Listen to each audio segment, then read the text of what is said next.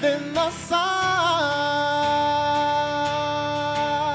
Yes. Your daddy's rich, your daddy's rich, your daddy's rich, and your mama's good looking.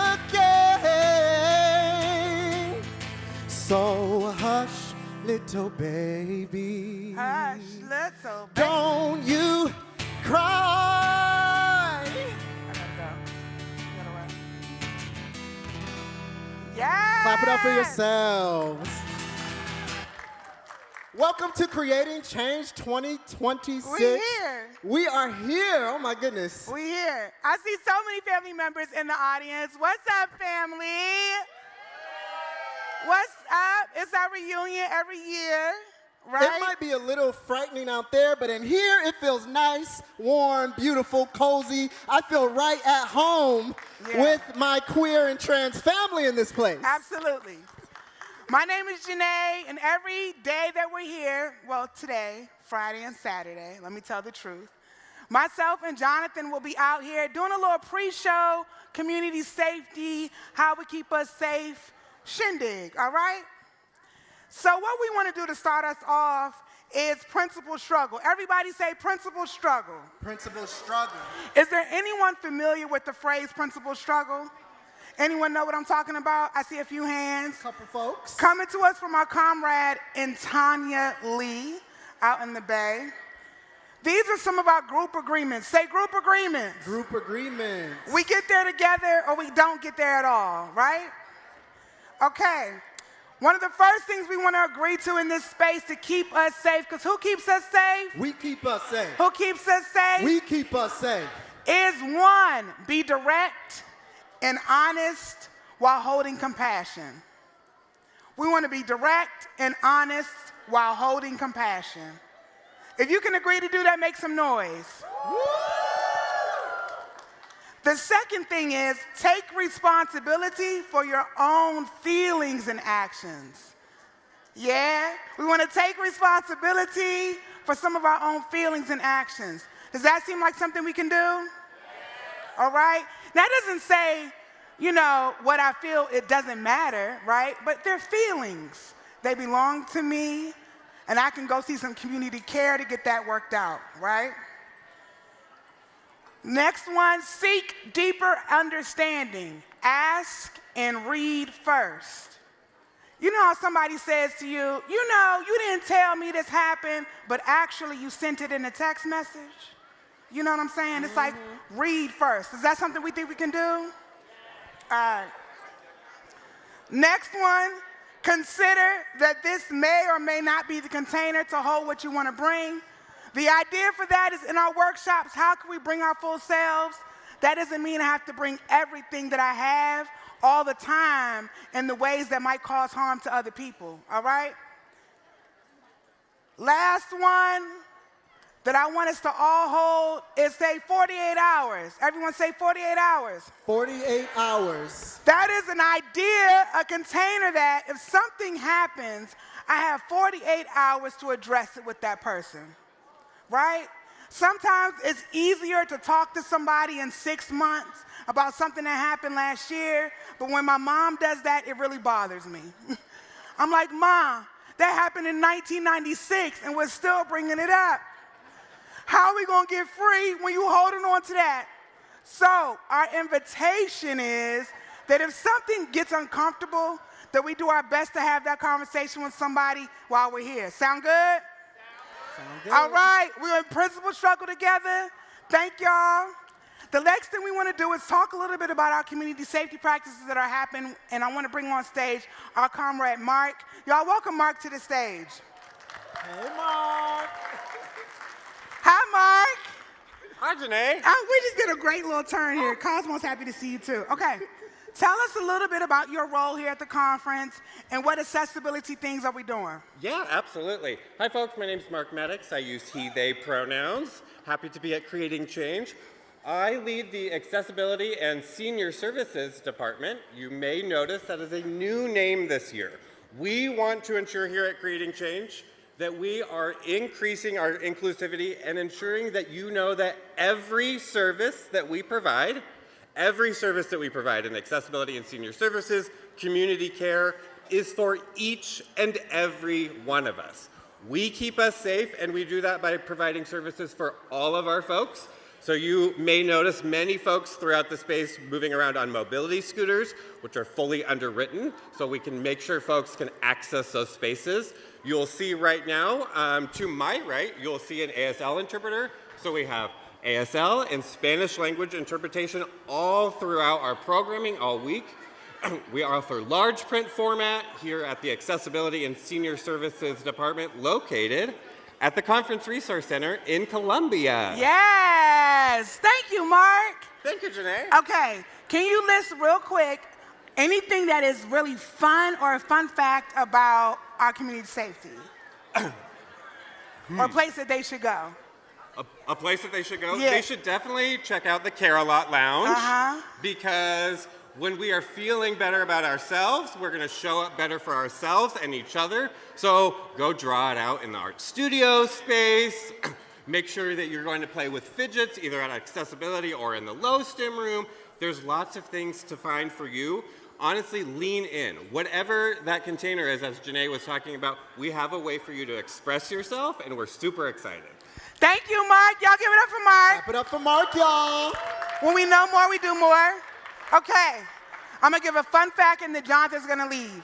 Did I tell y'all I was from DC?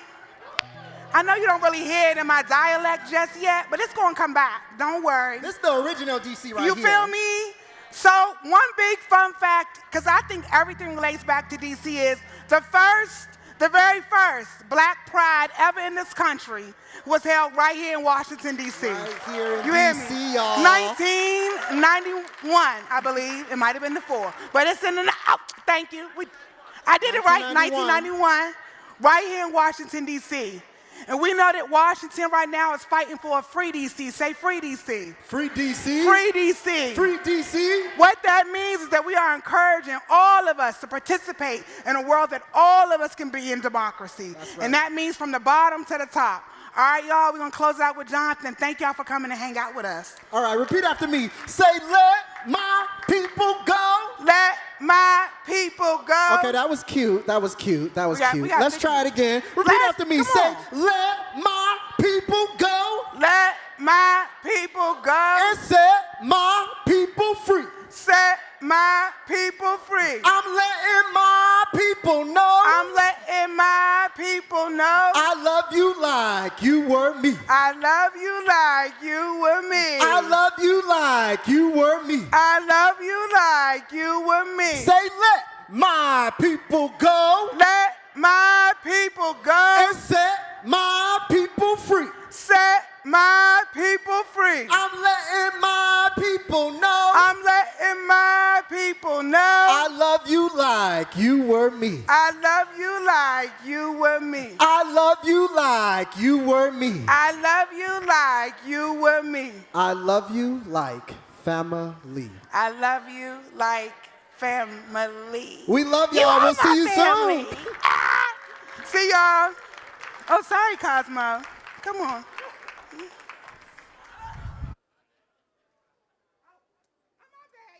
God, let me tell y'all about my friend Andy. Andy about to come to the stage and do some real cool things. Y'all welcome Andy Garcia. Andy's also gonna move their own podium because I don't do that. Thanks, Andy. Where am I putting this? Come on. Y'all saw that. We're scrappy here. Welcome, welcome, welcome. Washington, D.C. has been my home for 31 years, and I'm so proud to welcome our Creating Change family here for the first time since 2018.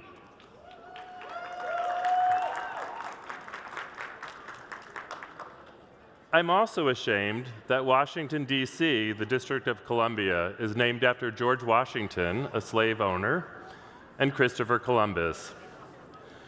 There's a narrative that Washington, D.C. was built on an empty swamp over 200 years ago to serve as our nation's capital. That's actually a lie. It wasn't an empty swamp. It takes only 15 minutes to walk to Rock Creek Park to see how beautiful this place once was.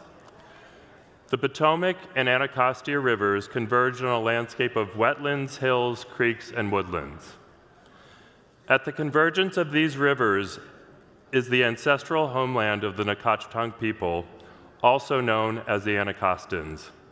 That is, until they were murdered and forcibly removed by European colonial settlers. The Anacostia River and the neighborhood east of it bears their name, as if naming things after them makes up for a genocide. Only a handful of Nacotchtank people survived by hiding on what's now called Roosevelt Island, a place that many of us know for birding and nature walks. Teddy Roosevelt, for whom that island is named, once said, "The only good Indians are the dead Indians." Fuck Teddy Roosevelt.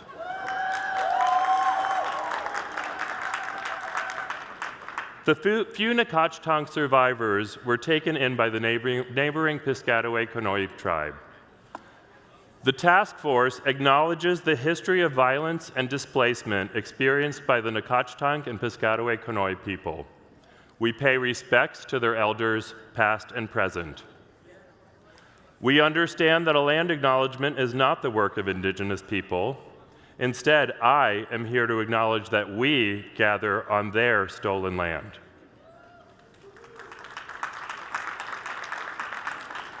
A land acknowledgement is only symbolic, it's a gesture, it's not the real work of justice and repair. Creating Change works with Indigenous leadership organizers to ensure that this gathering includes Two-Spirit and Indigiqueer people from across the land whose work leads and shapes our movements.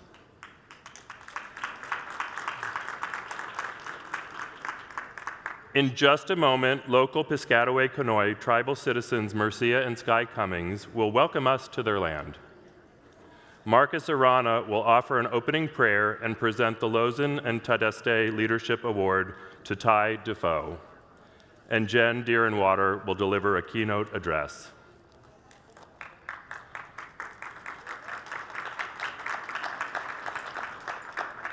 All my love and gratitude to Miha, who works their butt off year-round on the Indigenous programming that happens during Creating Change, including this general session, yesterday's day-long institute, tomorrow evening's talking circle, and Sunday's Radical Future Farewell, where they close the circle. Please help me welcome them all to the stage with a proper Creating Change radical welcome.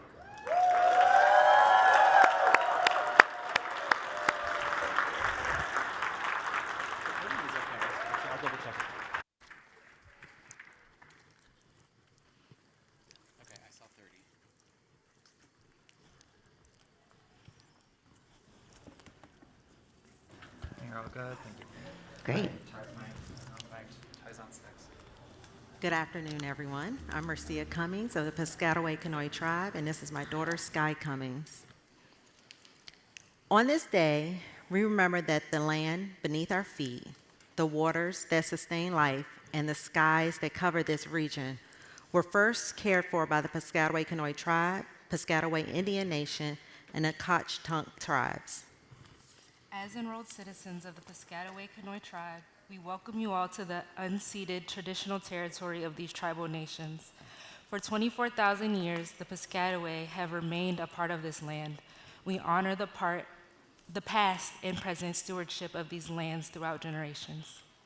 Let us take time to acknowledge the continued presence and enduring relationship existing between the Indigenous people originally from so-called DC, as well as the Lumbee, Dene, Choctaw, and the many tribal citizens who reside here today and share this place, influencing the lifeways of the region and beyond. As you are in this place, take a moment to honor our elders, especially our Two-Spirit and Indigiqueer elders, past and present, and to offer gratitude for their wisdom, resilience, and the many contributions of the Indigenous peoples of this land. Commit to learning from the past, understanding the present, and working toward tribal sovereignty and a just, inclusive future, one that honors and follows the leadership of Indigenous nations and Indigiqueer people across the world. As we gather today, let us recognize how each of us impacts the world around us and how our actions shape the lives of the 7 generations to come. The work we do should open doors to deeper understanding and move us towards the steps necessary to honor all life. This includes advancing healing and reconciliation, upholding the sacred work of rematriation, and demanding institutional accountability on this stolen land, land governed by a colonial system that has repeatedly broken its treaties with our tribal nations.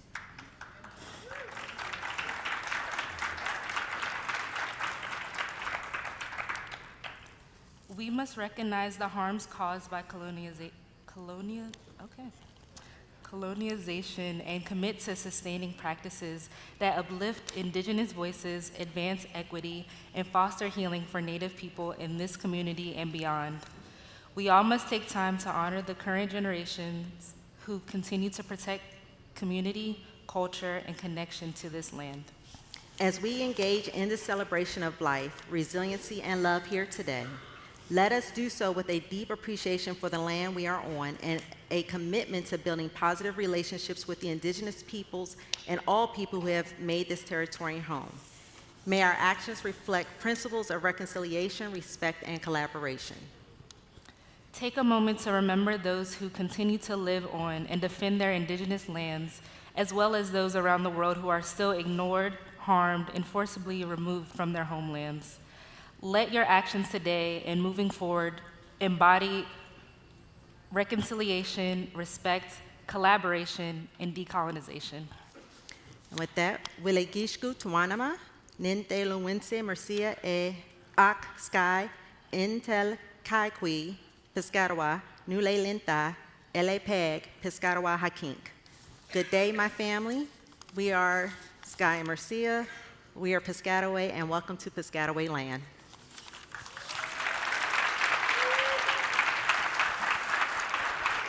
Oh, and I did forget to introduce Marcus Arana, who will be doing an opening prayer. Thank you. Thank you so much. Thank our hosts again for having us here. Please, make some noise. Make a lot of noise.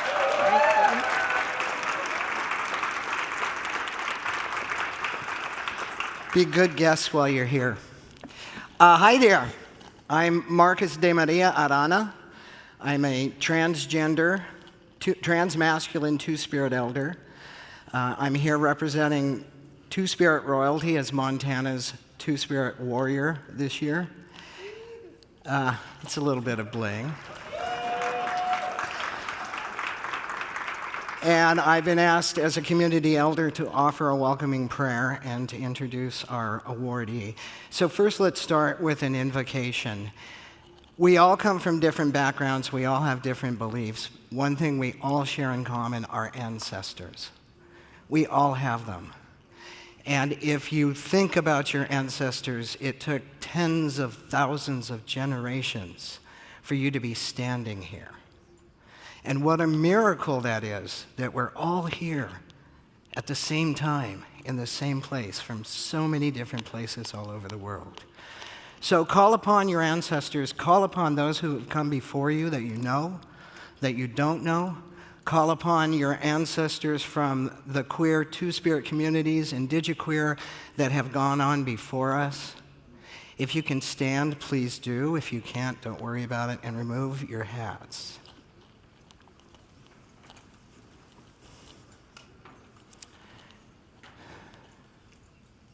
Grandparents, grandmothers, grandfathers, those who come before us and those who come after us, we thank you for this day. We thank you for this moment, this breath in our lungs, this love in our hearts. We thank you for bringing us together in this good way, and we thank you for your protections, keeping us safe from harm, harm that other people cause us, harm that we cause ourselves. Thank you for reminding us every day to watch out for each other, to keep each other safe, to feed each other, house each other, so that one day no one will be hungry or sleep out on the street.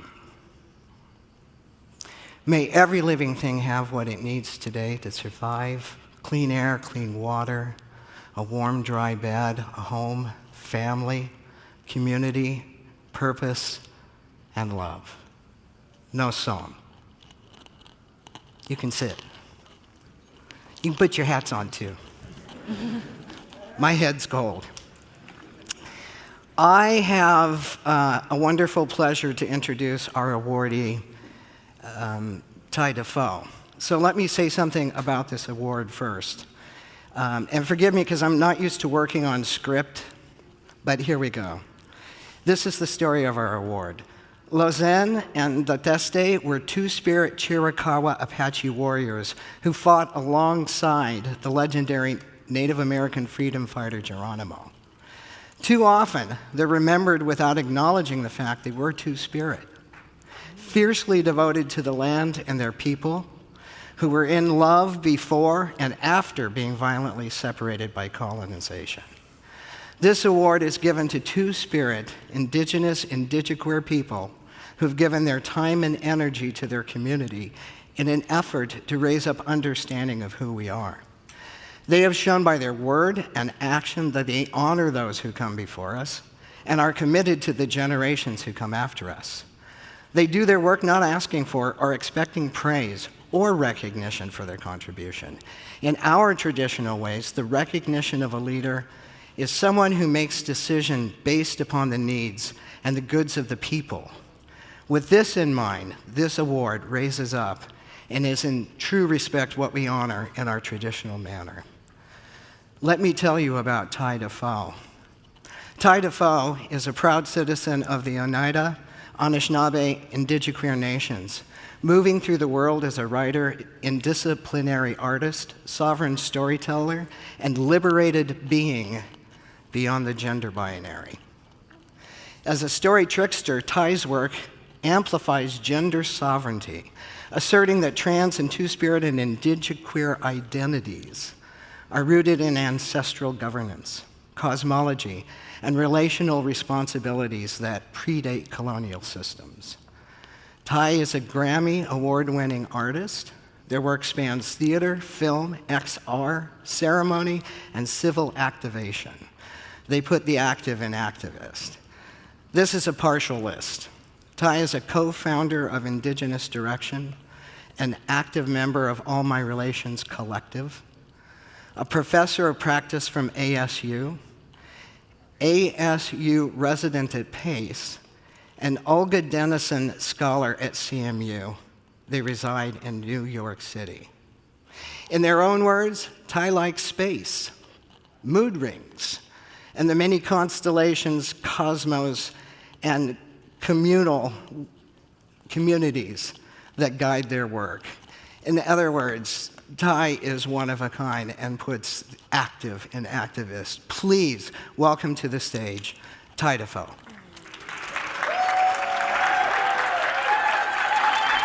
Wow. Can I give you a hug?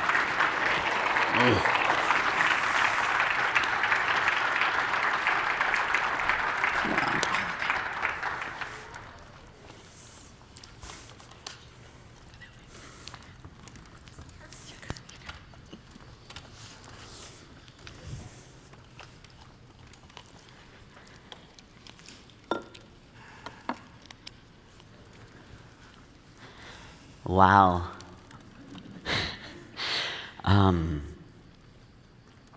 I just want to thank Marcus for that robust introduction. Miigwech buju anin ejiyayin gijigindijna kaz waswagnin nundunjaba. I'm deeply honored today to receive this Lozen Dahteste award, an award chosen by my peers and my elders, colleagues and relatives, to be recognized in this circle today here in Washington, D.C. in 2026 means everything. This award, as you heard, was named after deadly badass warriors, two ancestors whose stories reach far beyond what we think we know. And they remind me of brilliance of survival itself, legacy that lives in the body. And I stand here as a two-spirit, indigiqueer, trans-mask, triple Scorpio who doesn't like cheese. Yes. Child. But hey, listen, I love flowers. I was raised by a collective of women grounded in the teaching that not one person knows everything, but together we know a lot. And yesterday at the Indigenous Institute, we spent the full day having ceremony, you all. And it reminded me, being together, there was a saying that was said by Dr. Nicholas Metcalf, who said that we are the hope made flesh. We are liminal beings where peace, love, blossoming art can become weapons of protest and hope. So I honor all of my Two-Spirit, Indigiqueer, Mahu, and trans relatives.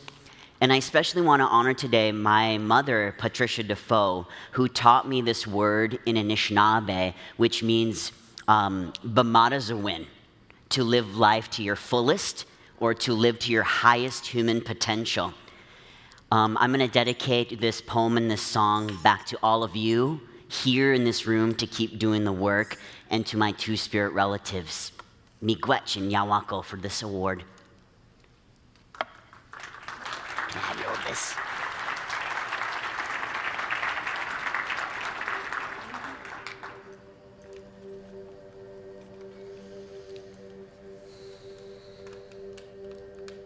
There was a time when animals could talk to each other. Their songs could change patterns in the wind as melodies danced in the air. Growing up, I felt like an outsider. I wanted to hear stories about Bird Clan Nation, Two-Spirit Celestials, Indigiqueer nations. But no one knew, or maybe they've forgotten. So I'd go to my Nokomis and I said, are songs and dances traditional if I make them my own? Will my story be accepted? Nokomis said, listen, songs and dances are traditional. They are messages written on the water. They are patterns changing in the wind. All you have to do is listen, she said. Once I made myself wings to fly, and I imagined myself in the future, and it was at a powwow, and that's when I began to shapeshift.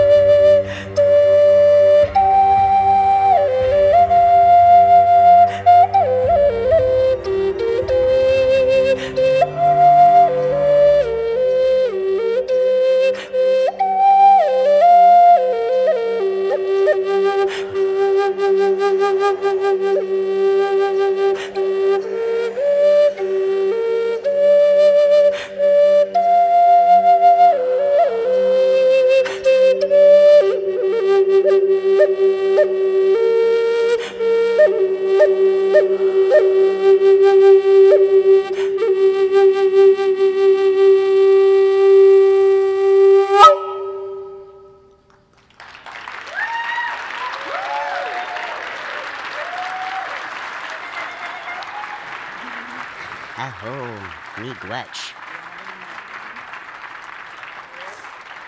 Do you have a microphone?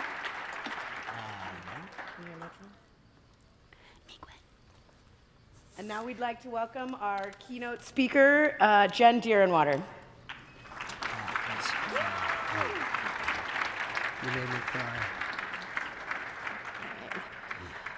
Osio, hello. It is difficult to go after all of those amazing relatives, but I'm going to do my best.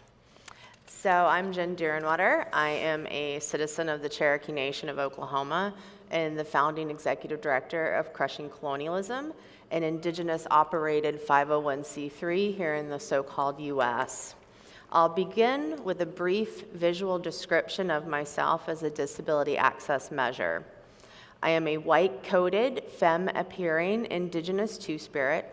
I have chin-length brown hair with the right side of my head partially shaved, and am wearing a black dress with very long native iridescent earrings that hang below my shoulders, black glasses, and a black and blue keffiyeh.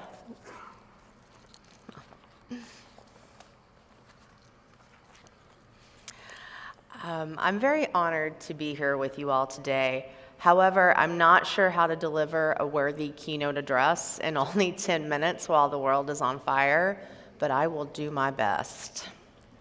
It was in 2001 when I realized I was bisexual at 22 years old. I was in college in LA with no plans to ever return to my home of rural Oklahoma and Texas. I came flying out of the closet, draped in the bisexual pride flag, as if I were Captain Bisexual here to fight all biphobia. Don't ask, don't tell was still military policy, but I don't believe that we as queer people should serve a fascist state, but that is a conversation for another time. Marriage equality didn't exist at the time.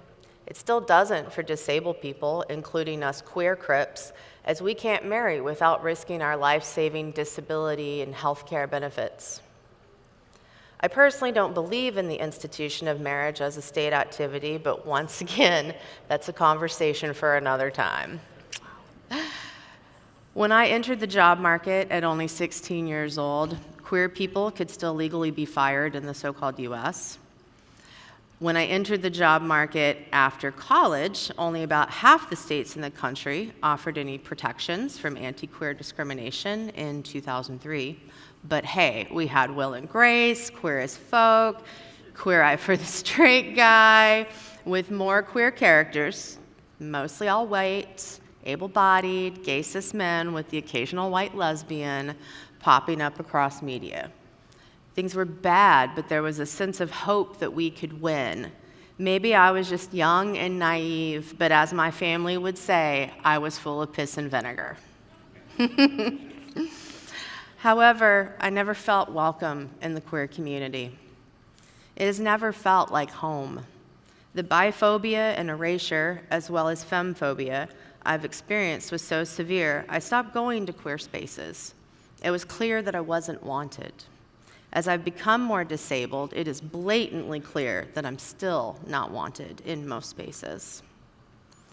Then there's the anti-Native racism that is so rife in queer community that still to this day, I rarely grace the doorstep of any queer establishment, organization, or event in so-called DC, a city I've resided in for the last 10 years. To say it's bad is a gross understatement. As I've aged, I've gained the wondrous act of not giving a fuck. So I can no longer waste my highly finite time and energy to sit at tables where I'm not welcomed and embraced with all the love that I deserve. Frankly, I wouldn't be at this conference if it weren't for Dandelion and the incredible indigiqueer relatives and ancestors that are sharing the stage with me. Being both Native and queer often feels impossible. Due to colonization, many of our hetero and cis Native relatives have forsaken the traditional ways of numerous tribes that have expansive gender identities and completely different ways of viewing gender roles and sexuality within the nations. Over the years, though, I'm thankful to have built a wonderful, amazing community of two-spirit indigiqueer family. Please, again, clap for these folks.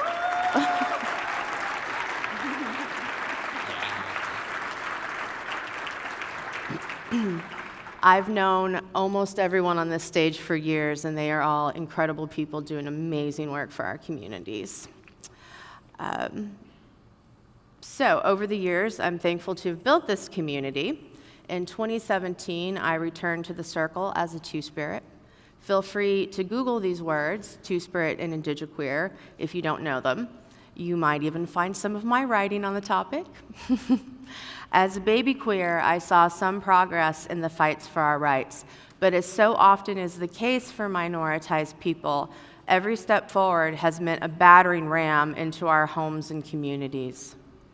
I want to talk a bit now about queer kin from communities outside of my own. In 2025, Crushing Colonialism, an Indigenous arts, media, and storytelling nonprofit that I founded, hosted our Decolonize Beats Indigenous World Pride series here in so-called DC during World Pride.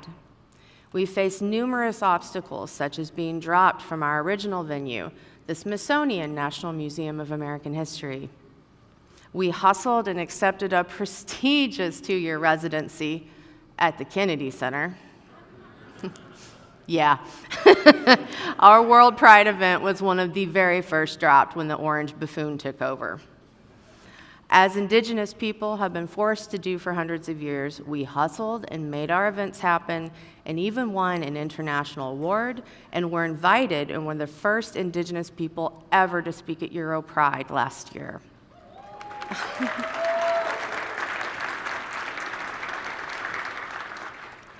However, the measures we had to take to ensure the safety and security of all were absurd. We had immigration attorneys on standby for all points of entry for our international speakers and performers.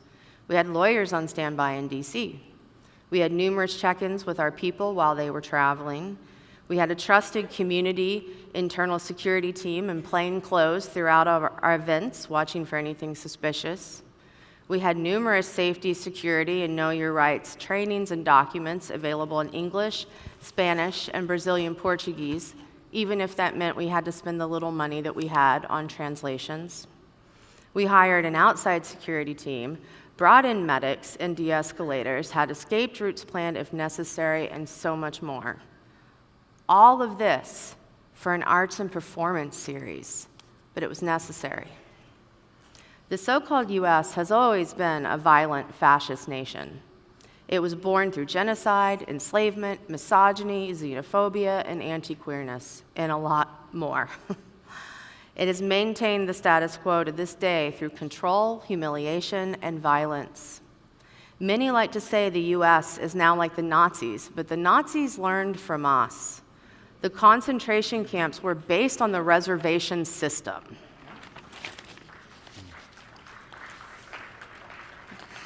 We find ourselves today in the belly of the beast, where horrific decisions are made daily, where war criminals reside freely, some of whom may even be queer. A drone is still a drone, even with a rainbow sticker. We must fight for all of our queer and Indigenous relatives globally, from religious and anti-queer oppression, environmental destruction, colonialism, imperialism, multinational corporations, and fascist nation-states. This, of course, includes fighting for our siblings in Sudan, Congo, Palestine, Venezuela, Somalia, Greenland, and beyond.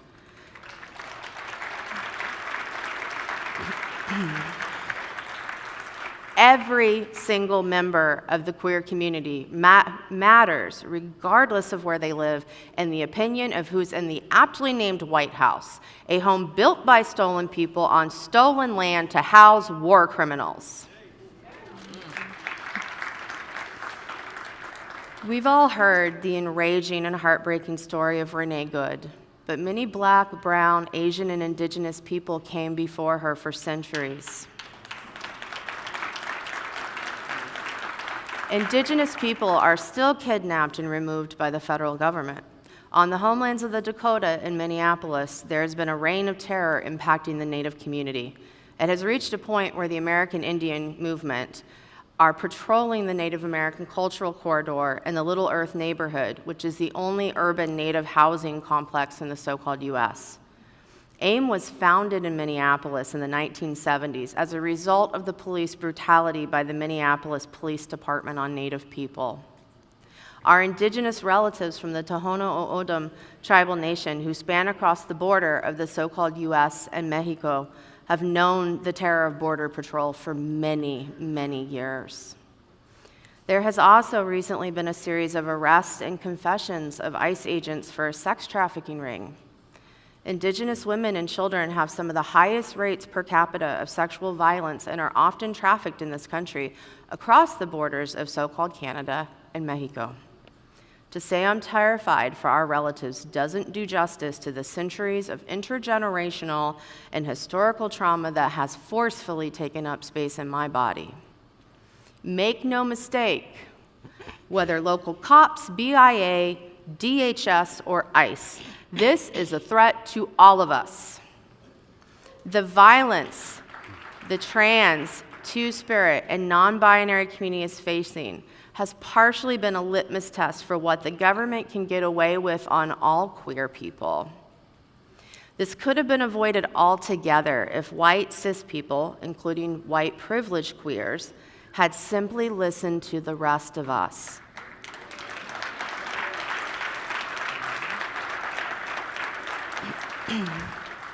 Of course, our lives would have to matter for you all to listen and for that to occur.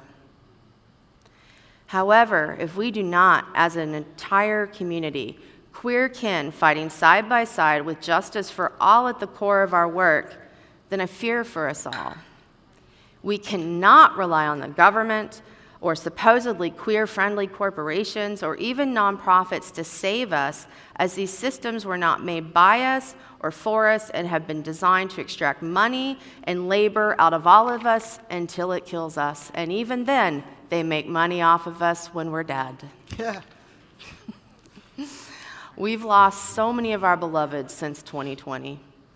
I've grieved over the loss of countless brilliant and dedicated, down-ass people fighting for so many. COVID, a lack of health care, state violence, and oppression were heavily responsible for these losses. In a different world, Next Benedict, Jonathan Joss, Koya White Hat Artichoker, Sarah Millery, Muhsin Hendricks, Ali Jehon Makalentil, and Patty Byrne, and many others whose names we will most likely never know would still all be with us today. I sit on the shoulders of giants. Those giants were human and deserved all of the love and supports they needed for a rich, healthy, happy life. I challenge you all to become involved in movement organizing, which I know many of you are, but if you can, do more. And I challenge you to also get involved in your local community's mutual aid groups that are truly rooted in intersectionality and community care. And if you see gaps in care, step up and fix them. And do not expect femmes and women and BIPOC folks to do all the labor, because we are tired.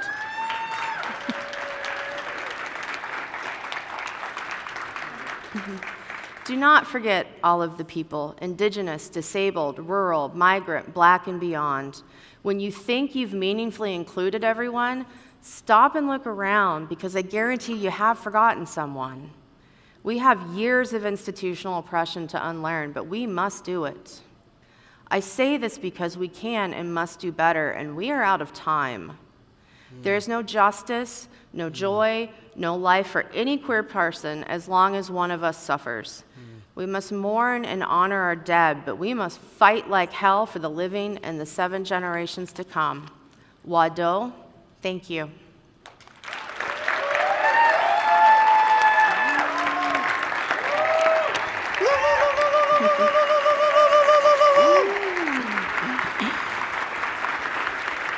You ready? We'll follow you out.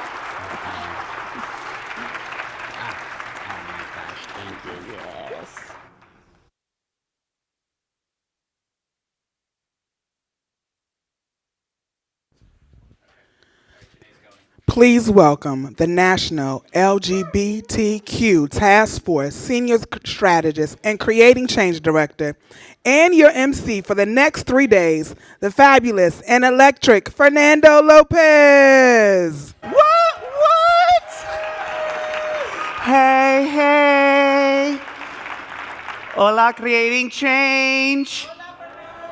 Bienvenidos, bienvenidas, bienvenidas, bienvenidos. Me llamo Fernando López. How's everyone doing today?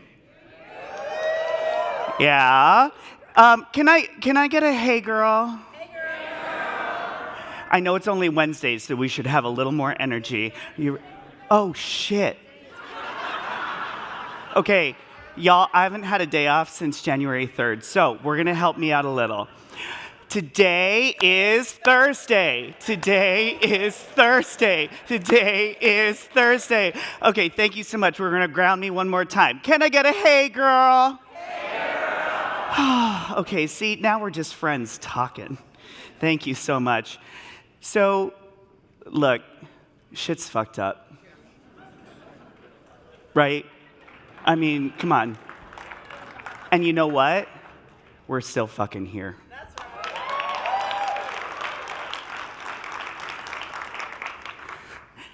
So, I'm a queer, non-binary, first-generation Mexican-American and former homeless youth and sexual assault survivor.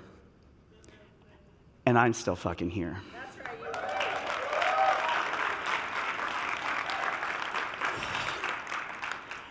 I like to say that I'm an interfaith baby because I got a Jewish mom and my Mexican-American father, who's Catholic.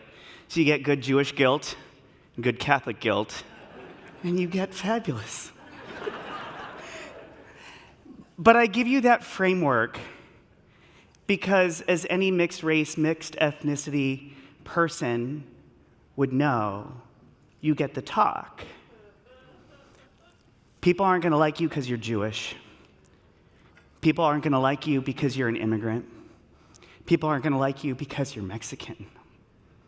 People aren't going to like you because you're all those things. They weren't ready for fabulous, all the queer, non-binary stuff. They got there, though. They did. They got there. It took a while. But it informed my experience because I'm also from a small rural town. Anyone know where El Centro, California is? Oh, I'm so sorry.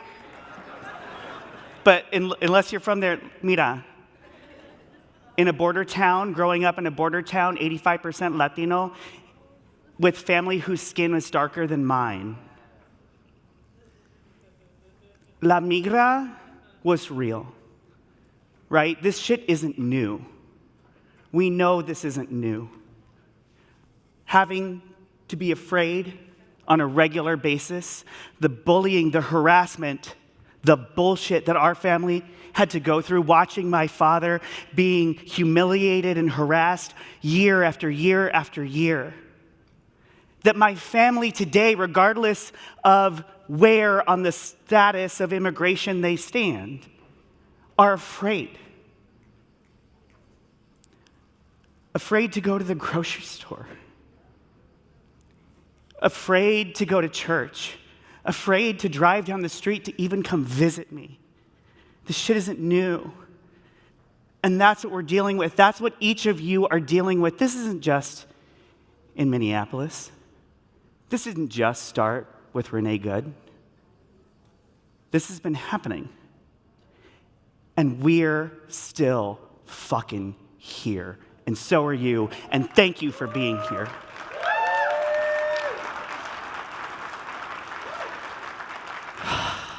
I got notes in here I should probably read. We'll see, I'll get to it. Look, we knew, like, what you just heard, the people in this room knew what to expect with this administration. We knew what we were up against. The people in this room tried to warn the rest of the world. Right? Yep. Yes, we did. And that's why we're here now. In the last year, you've endured bullying, harassment, death threats, violence, budget cuts that have gutted our organizations at a time when our people need it the most. When we're on the front lines, when you're on the front lines serving our community every single day through budget cuts and furloughs and layoffs and hiring freezes. And yet, you made the sacrifice. You leaned in to do the grit work, the real work, with grace and with gratitude and with dignity. And so can we give you all a round of applause for just showing up for each other every day and for being here.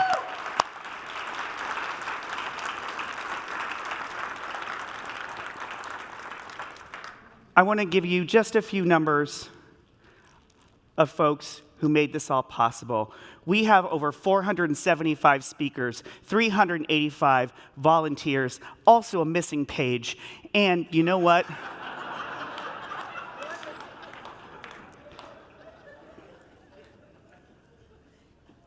There are so many folks who made all of this possible, despite everything else that you were dealing with every single day. And that missing page is really annoying right now. But you know what? You're here, we're here. Oh, that's an interesting order and decisions that were made. That's super wrong. But apparently I'm funny, so let's go with that. We do. We have us. We got us. I know that's right. Here we are. 26 staff. Can we give the staff a round of applause, please?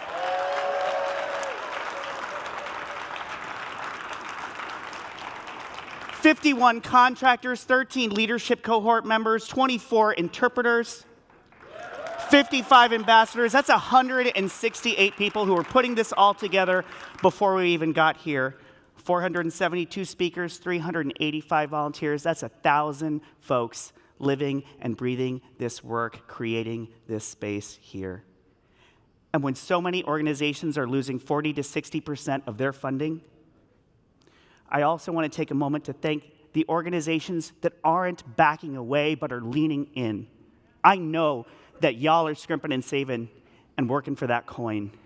So I want to thank our partners at SEIU,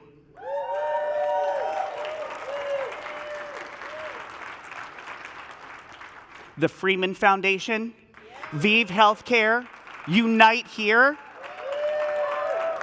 USTA, and the Marsha P. Johnson Foundation for choosing solidarity over silence. Let's give them and everyone who has made this possible a round of applause.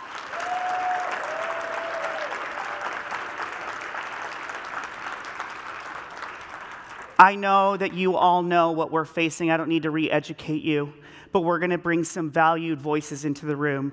Please welcome to the stage our former City Council President of Minneapolis, Andrea Jenkins, and a former board member of the task force, Beth Zemsky. I'll be right back with you. Let's give them a warm welcome, and thank you so much for being here. Are you okay?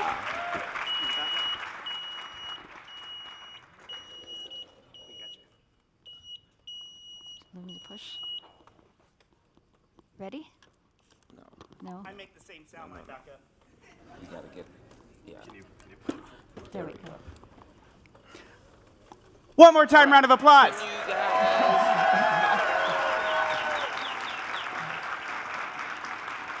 Hello, hello, hello, creating change. How are you guys doing today? Hold up, I need a little bit more than that. It's like 2:30 in the afternoon. How are you doing today? My name is Andrea Jenkins, she, her, and her pronouns. I am so proud to have been representing my city as the president of the Minneapolis City Council.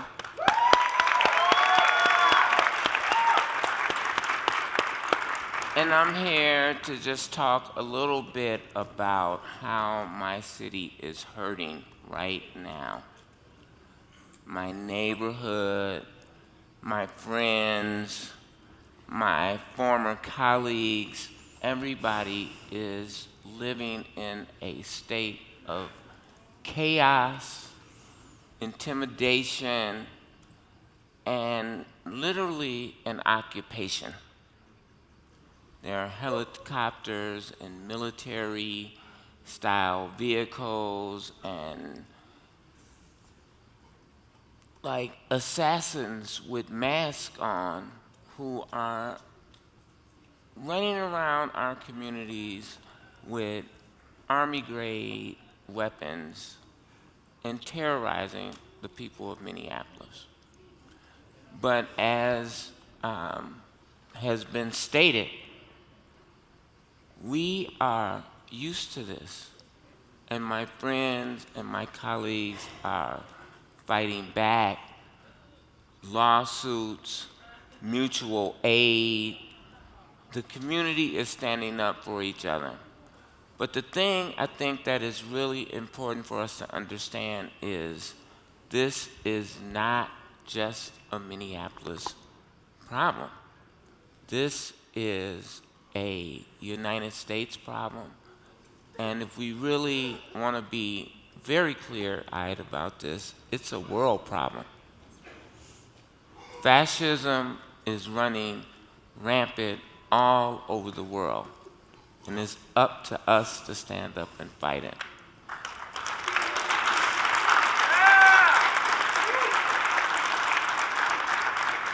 Minneapolis is one of many battlegrounds, and this started 6 years ago with the murder of George Floyd, just 7 blocks away from where Renee Good was murdered.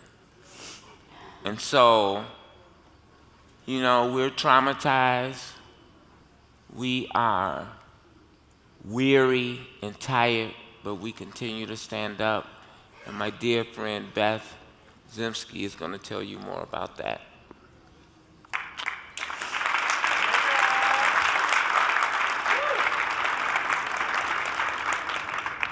So I want to tell you more about what's happening in Minneapolis, but first I want to just acknowledge Andrea's leadership as president of the City Council. Hang on a sec. Hang on a minute. Hang on a minute. Thank you.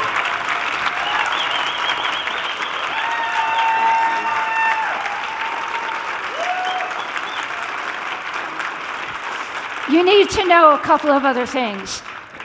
Her neighborhood was where Mr. George Floyd was assassinated, and Andrea was the leader during some of our city's most challenging times and was the first Black trans person elected to office in this country.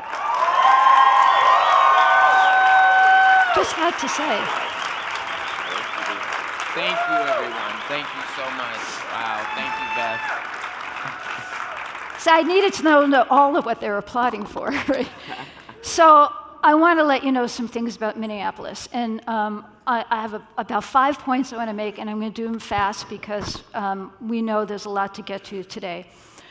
So what Andrea says is true. Whatever you've seen on TV about what's happening in Minneapolis and Minnesota, it's worse. It is bad. It is horrifying. It is an invasion. There are 3,000 ICE and other federal officers on our streets, which is more than the combined police forces of the entire metro area, and in fact, almost the entire police forces of the entire state.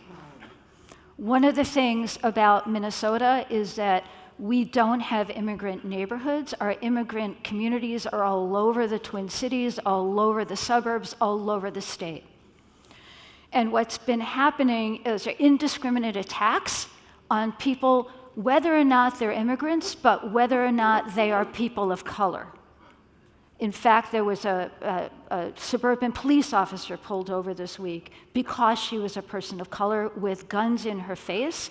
Until she could prove she was a police officer, they wouldn't let her go.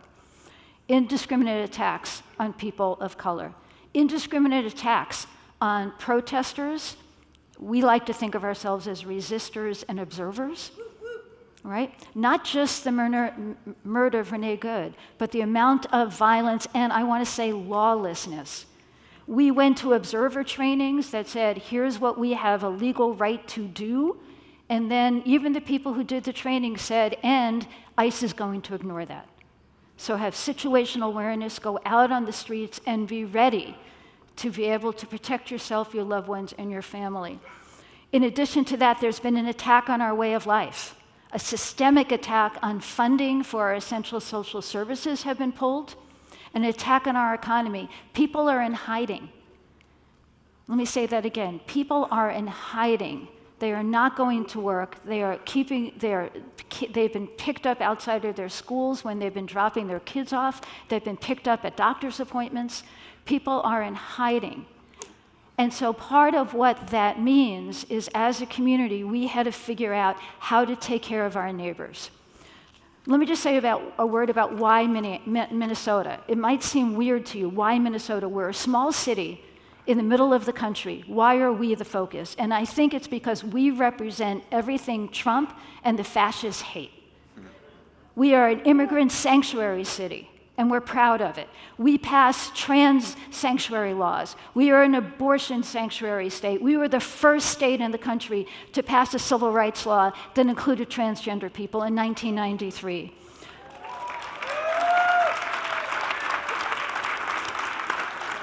We passed a health care plan before Obamacare.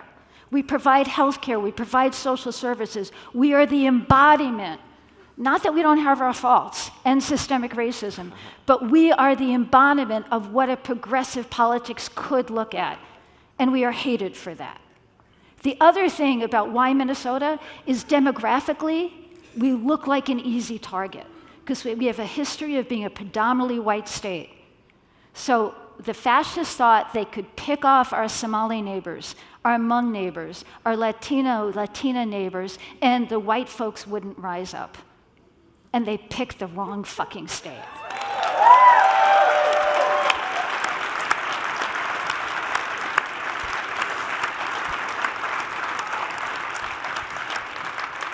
Because we are unstoppable. And there's a couple of things I want to say about what we're doing that I think are important lessons for the movement. We are delivering meals. We are paying people's rent. We are trying to keep our immigrant businesses. We are walking people's dogs because they're afraid to leave their houses. There are neighbor-to-neighbor, localized neighbor-to-neighbor communities that are set up because we will get through this. Now, one of the reasons this has been effective, and I think this is a lesson for our movement, is Andrea said our relationships didn't start with ICE. We started organizing before George Floyd was murdered, when Jamar Clark was murdered 2 years earlier. And the relationships are deep and they're built. Because one of the things we know in Minneapolis is you can't build relationship in a crisis. The relationships have to be there. We always say organizing is about relationship building. And then we stay with the people we're comfortable with.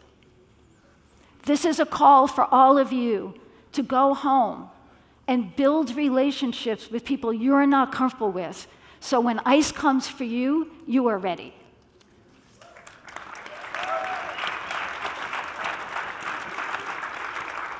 There are two more things I want to say. I want to be clear, and this is picking up on what Andrew was talking about, is that the fascist attack on immigrants and trans people are not different things. They're different manifestations of the same thing. Fascism needs scapegoats, and that's part of what our immigrant neighbors are providing.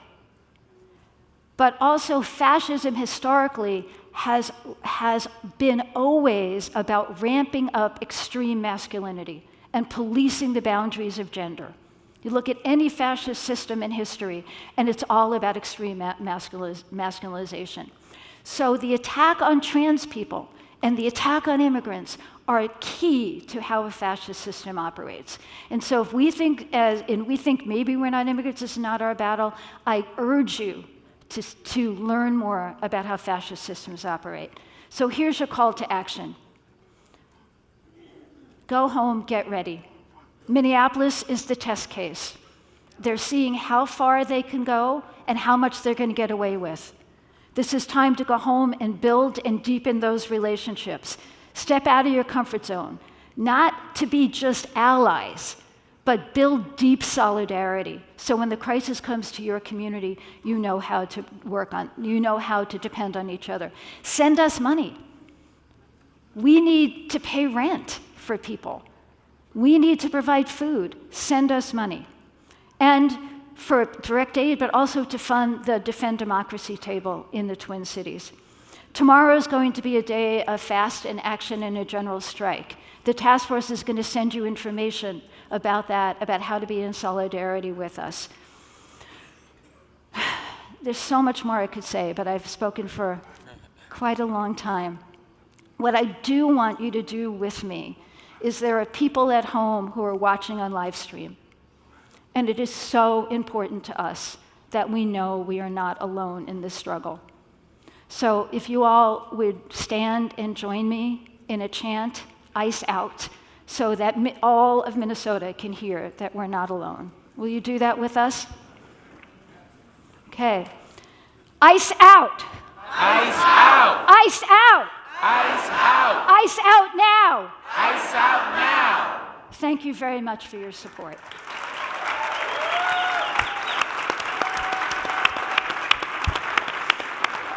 One last call to action to end with Beth's message is please pull out your phones, go to opensspacemn.org.com and drop $2, $5.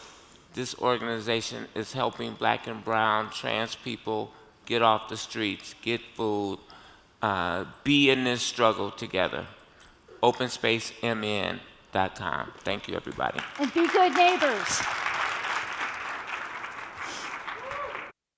Please welcome our partners from SEIU, Gwen Goodfellow, SEIU 775 member, and Kai Fritz, striking worker with Starbucks United, joined by colleagues with signage. And from our partners at Unite Here, Danielle Terra, former employee of Eastern Point Collective, and Danielle, an organizer at Unite Here Local 25, and former employee at Dahteste and Starbucks Workers United. Welcome, y'all.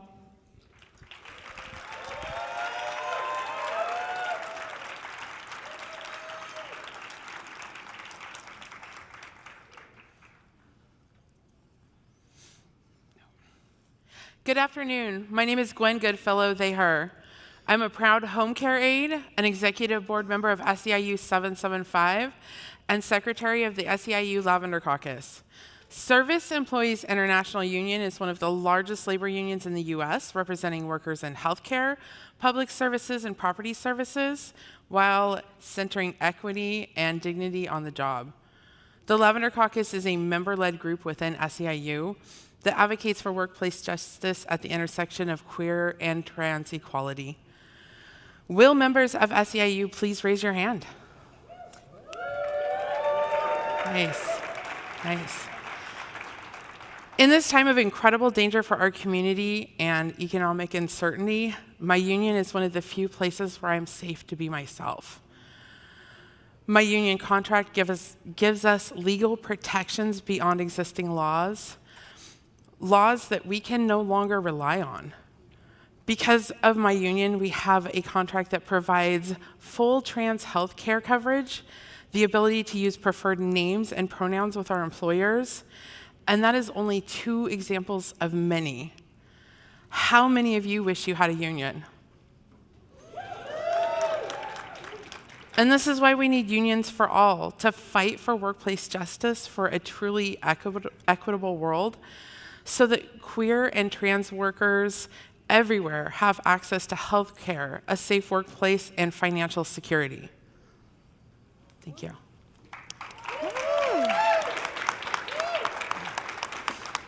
Hi, everyone. My name is Kai. I'm a proud member and worker organizer with Starbucks Workers United. Woo! Me and my union siblings are now on day 76 of the longest and biggest strike that this company has ever seen. And that's saying a lot, considering Starbucks is the biggest labor law violator in modern history. Shame. We stand before you today as queer workers of a company that espouses liberal values and uses us in their advertisements, while at the same time turning around and abusing those same queer workers that run their stores every day. Despite their public image, Starbucks is harming our community more and more. As we continue our nationwide strike, we are asking everyone to not buy Starbucks. Delete the app off your phone.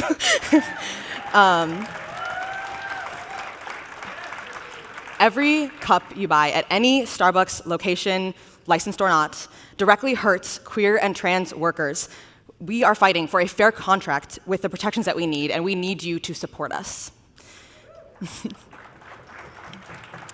We strive to center our most vulnerable in our organizing, as we implore you to do as well alongside us. Trans rights are workers' rights. Immigrant rights are workers' rights. An injury to one is an injury to all, which is why we also stand in solidarity with the people of Minnesota, because we know that a better future for all workers everywhere is one without ICE.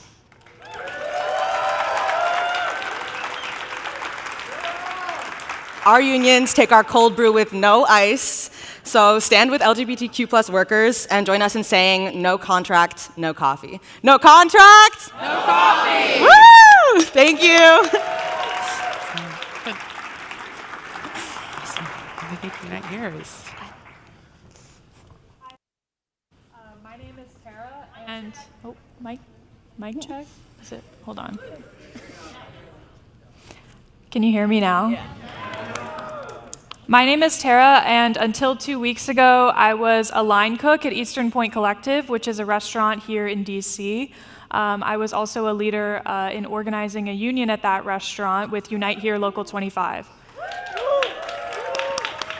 I'm using the past tense because 2 weeks ago, I was fired from that restaurant. Since we decided, since the opening of the restaurant 5 years ago, the owner, this is not close enough.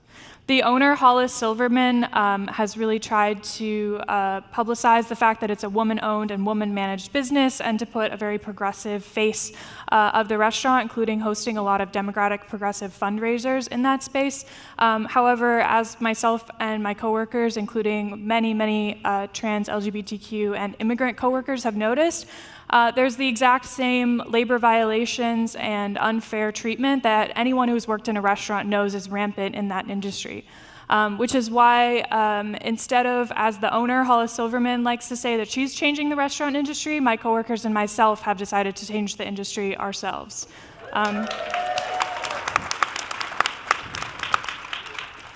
Unfortunately, the company has decided to begin union busting since we went public with our campaign in December, which is why we're continuing to have in-person public actions weekly here in Washington, D.C., including a picket tonight, which I'd like to introduce my organizer, Danielle, to give you more details about that. Hi, my name is Danielle. I'm an organizer at Unite Here Local 25. Which is the Restaurant and Hotel Workers Union. I was also a leader in my union, which was another restaurant campaign here in DC. The workers at this restaurant have stayed so strong. They were met with illegal union busting meetings that they shut down on the floor. It was incredible. They also all wear their union buttons in the front every single day, serving at every table, even the owner's friends with their union buttons proud front and center, which is super brave. And they've been holding public actions multiple times a week for the past 2 months since they first delegated about their union. So we want to thank Creating Change for giving us the platform today to talk about our picket tonight at 5:30 to 7:30 in the Eastern Market area. It's on the blue, orange, and silver lines, so metro accessible. And it would just mean the world if you could come out and support these workers that are getting their health care cut and their hours cut and wages cut. So thank you so much for giving us the platform to talk about the real change in the industry and in the world.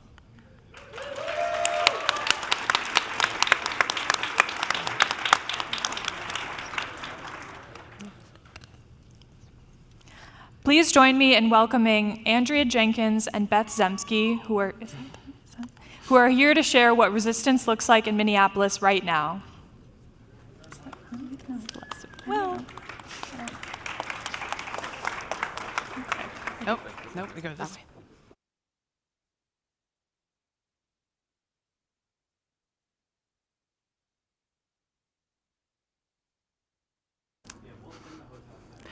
So, remember that funny thing about the pages being wrong earlier? I'm just saying, I didn't do it. Oh, you know what? Because that was so quick, come on down. The water's fine.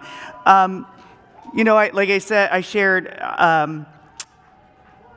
coming from a migrant field working family, my family suffered through this, the strikes of Cesar Chavez as the Latino and the Filipino communities worked together to fight for worker justice.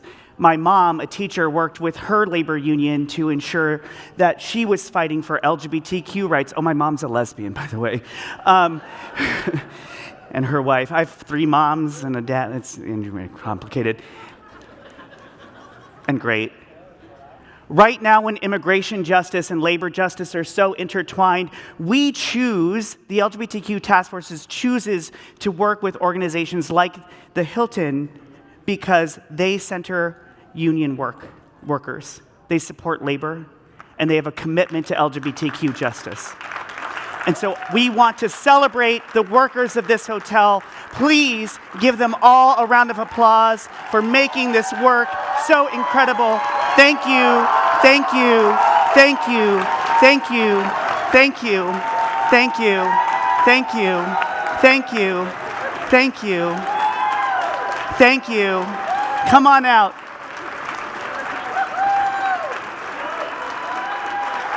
Keep coming.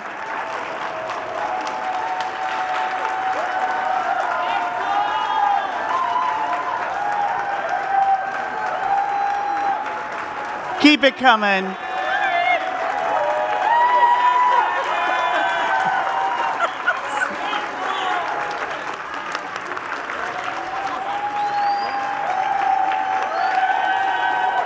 Come on out. Come on out.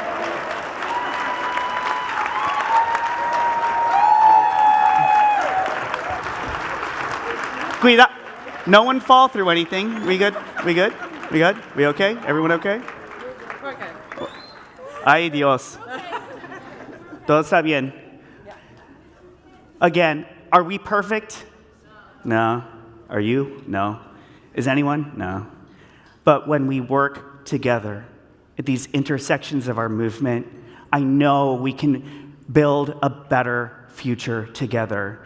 To our partners at the Hilton, to the workers at Hilton, thank you for building this incredible space for us. From all of us, one more round of applause for all the workers at the Hilton.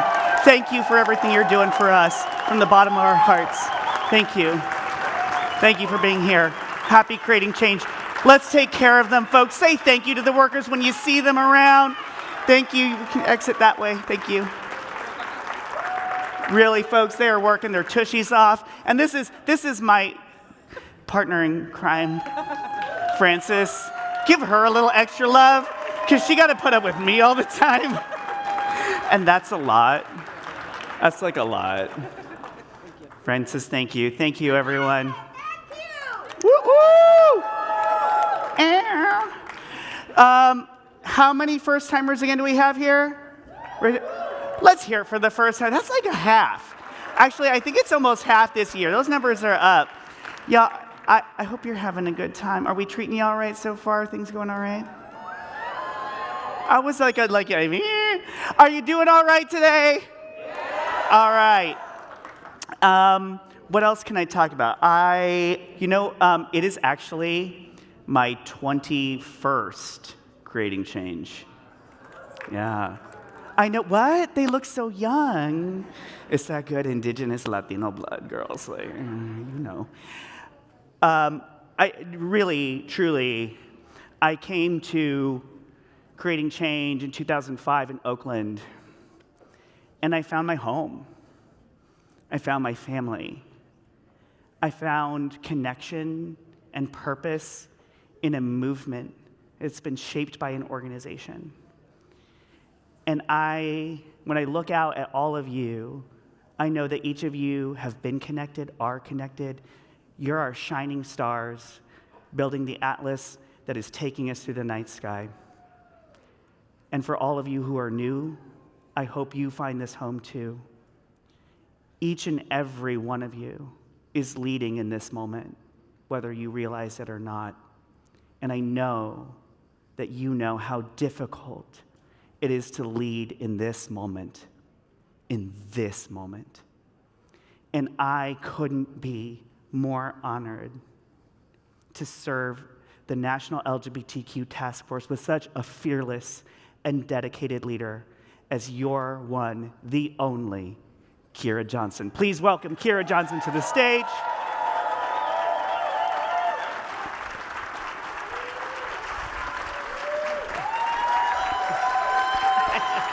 Hey, Fern. Hey, Fern. Fern, can I give this to you?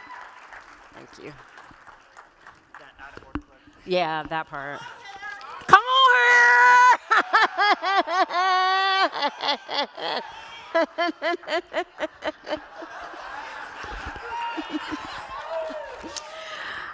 I almost asked the hotel for a fan.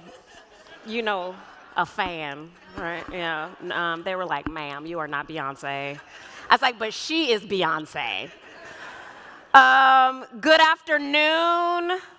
Welcome. Bienvenido a todos. Selam. Mirban. Shalom. Each of you could have been anywhere else today. I know you have an unending to-do list at home and at work. It feels like the sky is falling, like the house is on fire, and like the time of the world is just after midnight in December during a new moon. Yeah, if you know, you know. And you still chose to be here.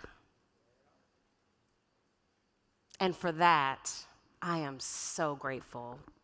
I am so thankful. I am so appreciative. You have the opportunity to hang out with some old friends, some former frenemies. Y'all know, we love to hate and love again. Some soon-to-be loves and some former colleagues. You are strategists and artists, organizers and policy nerds, caregivers and students, business leaders and educators. Each of you, in your own way, has decided that your calling is to give back to community. And one of the ways that you do that is you give your time, you give your money, you give your love, you give your attention, you give skill and talent to ensure that the health, dignity, and well-being of LGBTQ people is secured. I'm going to take a moment to apologize because I'm going to have to keep doing this with my hair. These eyelashes also don't allow me to wear my glasses.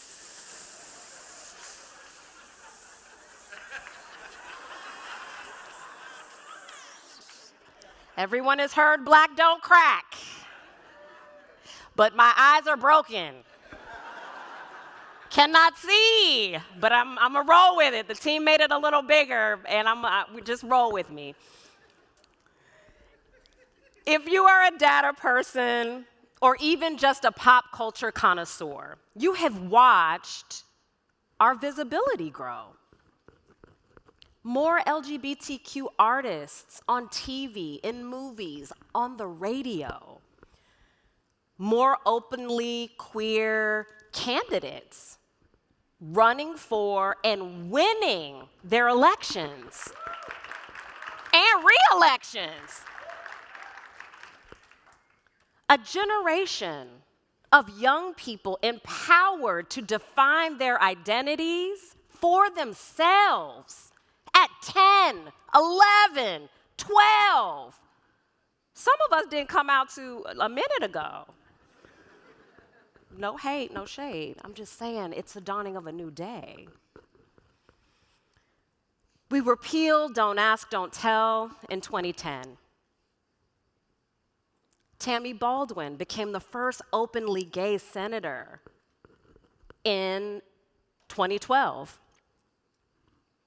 Marriage equality, same-sex adoptions, workplace protections, transgender people and sexual minorities being protected in employment from discrimination. Yeah!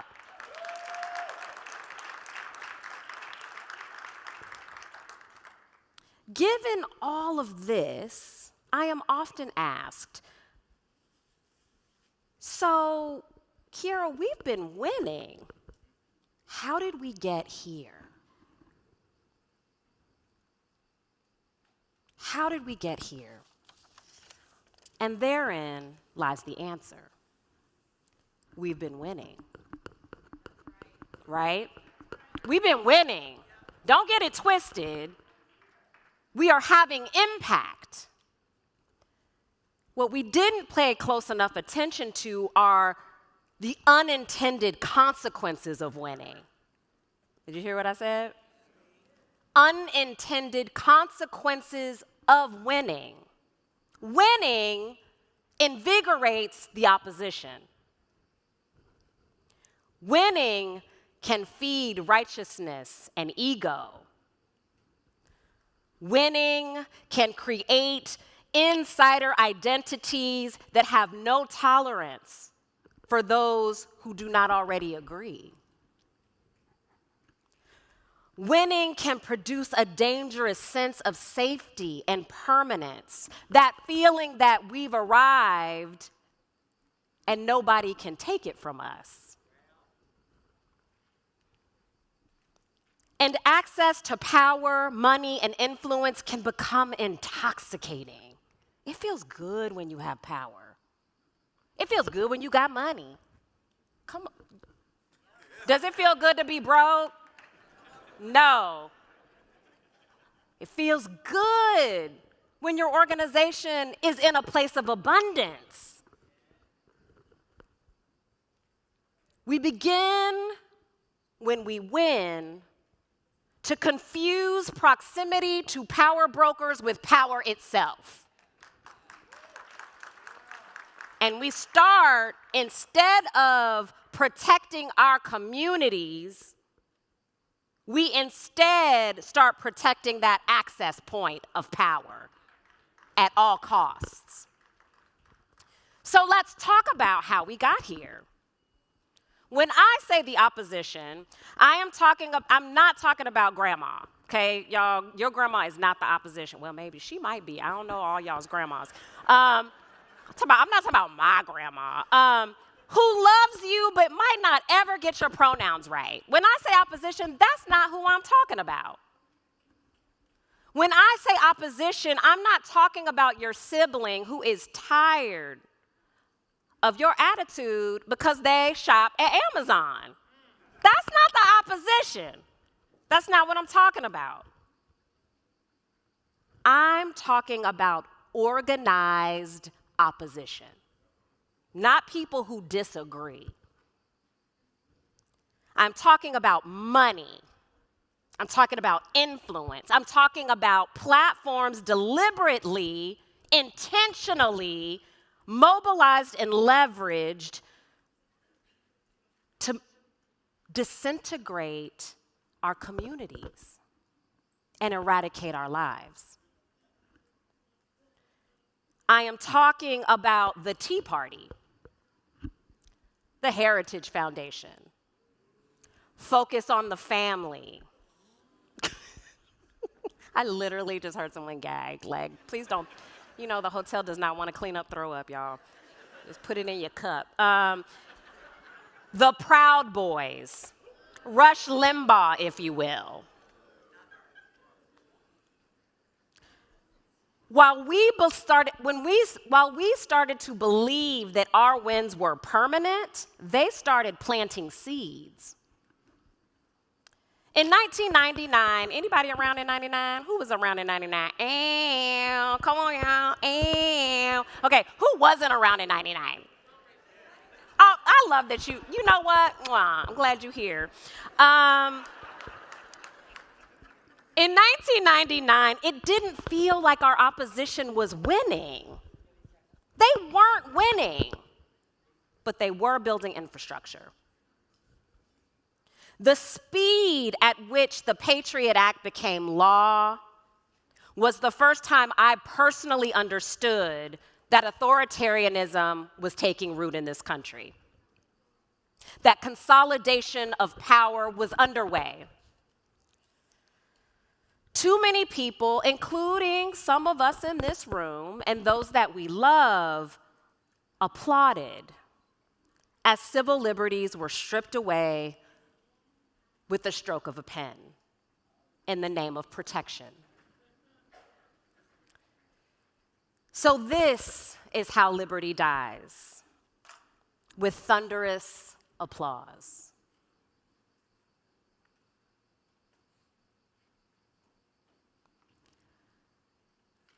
Queen Amidala. If you don't know, Star Wars is amazing. For those of you not around in 1999, I really encourage you to start from the very beginning. Don't do it like the new ones, even though it's a prequel. Don't do that. We are the resistance. I want to hear you say it. We are the resistance. We are the resistance. Look at your neighbor. We are the resistance.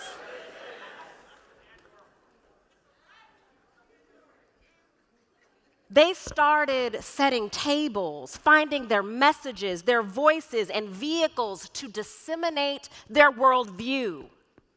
They weren't winning, but they tested strategies and language, tactics, legislation, language right under our noses. While they expanded their outreach to K through 12 parents, to gun-toting, working-class, poor communities that neither political party organized or mobilized. And what did we do? We closed ranks.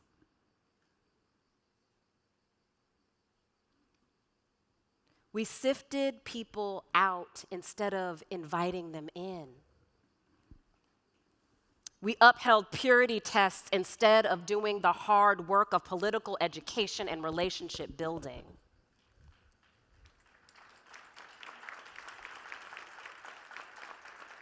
We divested from organizing, youth engagement, leadership development, and instead we bet on trends, access, and proximity to power.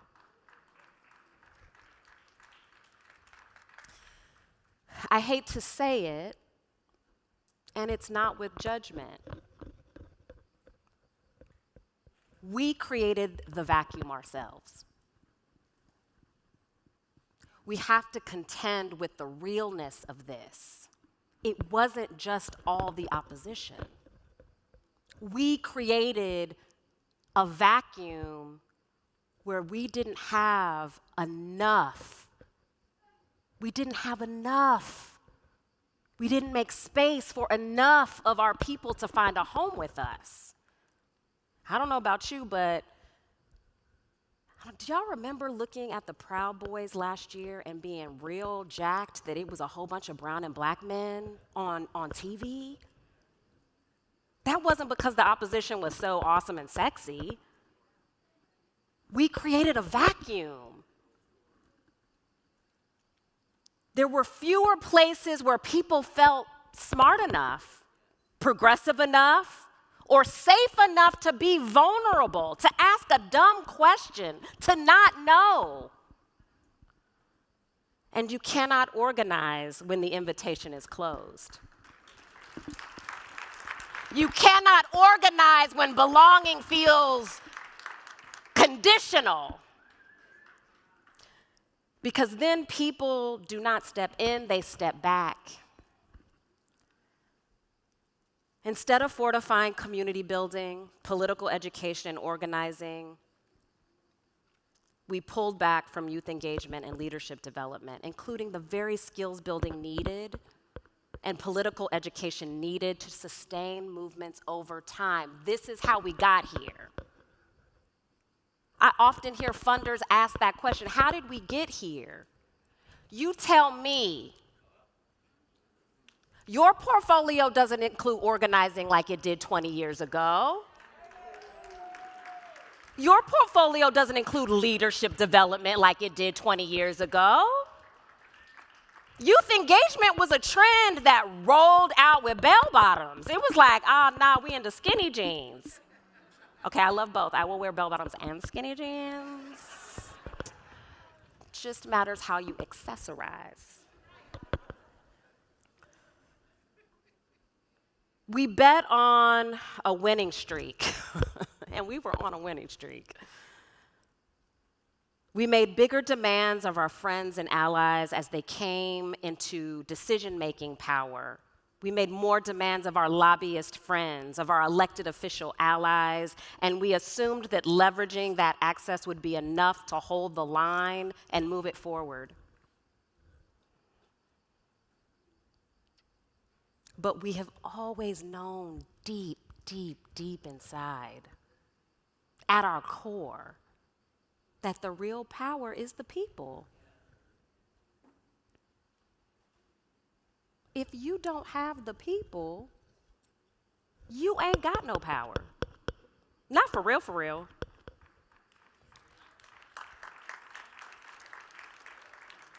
Our power is organizing together. It is finding joy in wins. It is grounding ourselves in every aspect of progress we have already made. Do not let them convince you that we are failing. We are here because we are winning. We are here because we are winning. That is not spin. That is truth. There is a reason our opposition is taking our truths out of history books. There is a reason why libraries are burning the poetry of our freedom fighters. There is a reason, and it's not because we're losing. They're not redistricting and drawing these new red lines because our fucking vote doesn't matter. It matters so much. Our votes matter so much. They matter so much. They will lie, they will cheat, they will make up information to convince our people that their votes don't matter. You don't spend billions of dollars to make people not vote if their vote doesn't matter. You don't spend billions if it doesn't matter, if we don't still have power.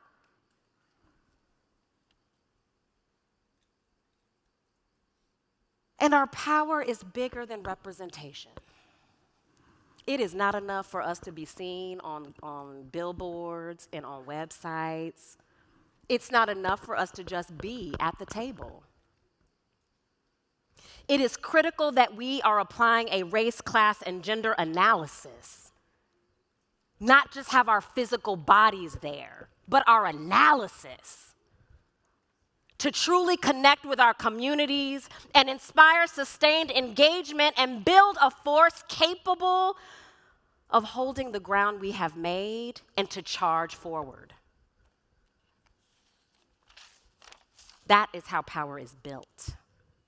And that is how progress is sustained. It is by sustaining our people. By investing in political education so communities can tell the truth from fake news. By scaling skills so that people can enter institutions with integrity and community backing. Being committed to intellectually, spiritually, culturally, and materially connecting our people to each other. Y'all, again, why do you think they spend so much money on borders? Because community is power.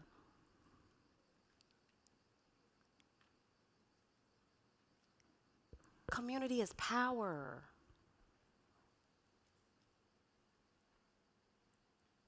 Community is power.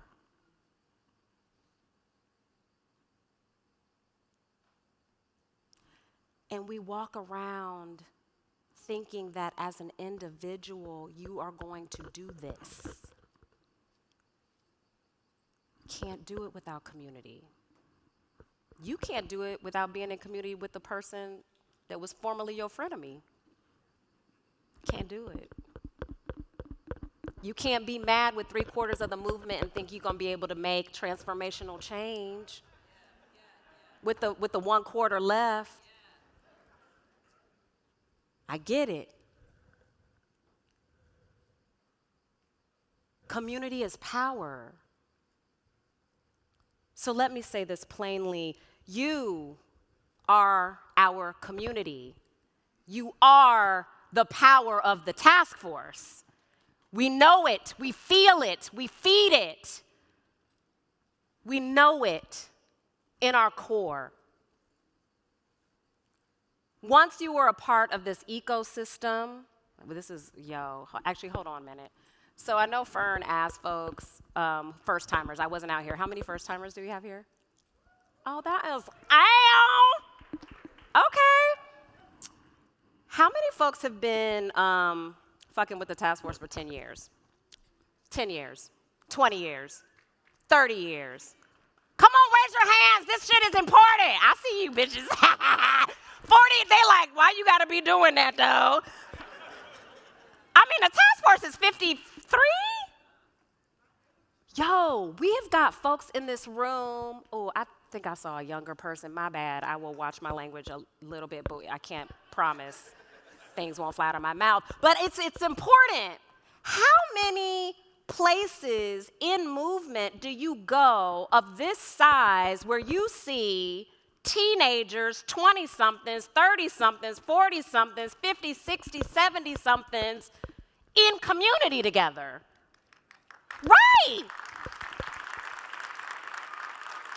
Community is power. And once you're in, we don't let you go. Sorry. Some folks be like, I wish they would stop calling me. We don't let you go. We embed, we stay. We invest in people, in organizations, and movements, and infrastructure that is already holding their communities together. We help build homegrown infrastructure where there is none, especially in places that people often quickly write off. People have often asked, it happens almost every year, someplace about like, why does the task force go there? Or why do we invest there? Why do you invest in the South? Why do you invest in red states? Why are you in Florida? Why are you in Texas? Why are you in Washington, D.C.? Yep, it was some of y'all. Yeah, I know. It's okay. It's all right. If we have learned anything over these past 50+ years, it is that real change requires organizing where our people actually live and work. I hate to break it to y'all, but we are not all in San Francisco.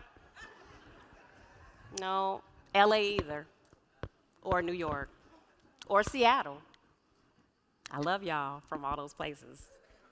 Hootie hoo.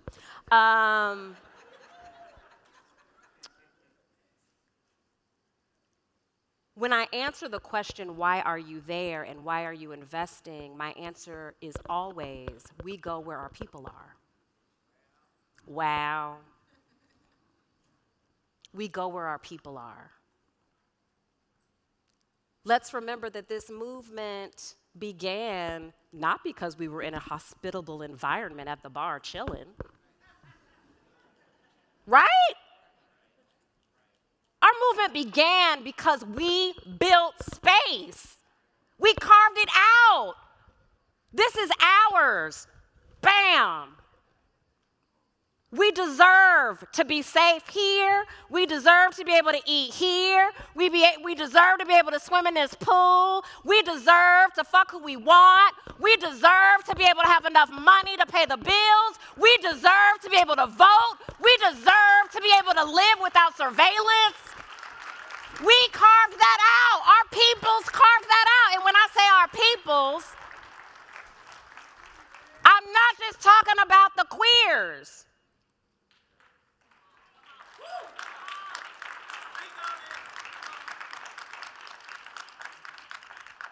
Where is my two-spirit indigenous family in the house? You carved a fucking way. Y'all taking this land back. What I'm talking about, y'all? We taking this land back. Black people!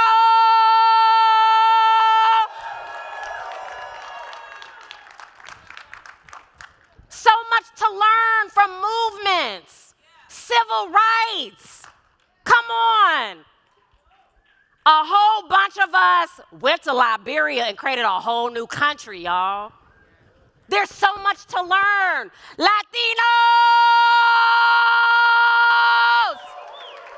Latine! Perseverance.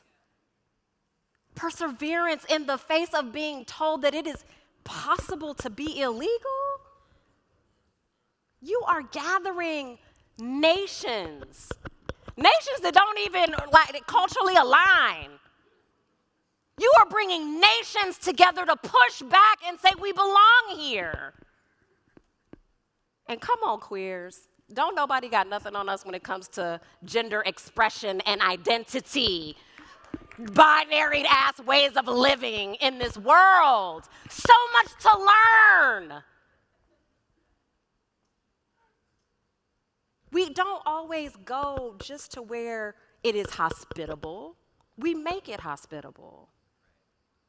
We make it hospitable. We don't always go to places that say, you're welcome here. Bitch, it's implied.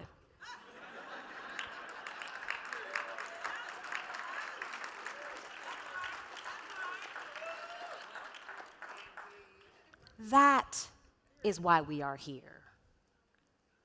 That is why we are here. What looks like spontaneous mobilization over these last months in Minneapolis or Chicago or even DC, which is where I live, I call this home. And Georgia's also home, go Red Clay, bow. It looks like, oh my God, like they did that so fast. How did they mobilize like that? How did they organize like that? How were they able to like have the success that they had so quickly? And I want to be clear, and some of you already know this, but I do want to be clear that it wasn't organic, right? Like it wasn't spontaneous, it wasn't easy, and it wasn't fast. It happened because organizers and leaders are embedded in these communities that have been working together for decades. There's a whole infrastructure that is being fed and woven together before a crisis is ever apparent. The learning here is it's not always about the end game. We gotta build the plan. We gotta build the network. We gotta build the infrastructure. We've gotta build the resilience and be clear about who's doing what when. That's got to be as important as the language on the bill. how many people showed up to the action, right? It's that network and infrastructure that is going to sustain us through the long haul. We have got to fortify that.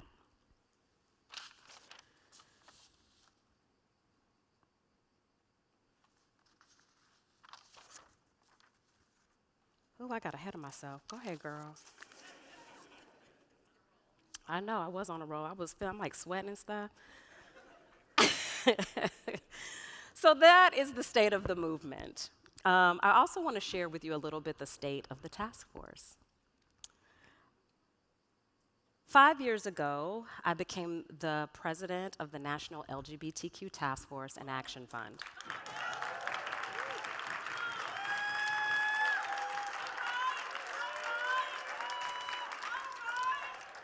And I will be honest that it has probably been the hardest 5 years of my entire 30-year career. For real. For real, for real.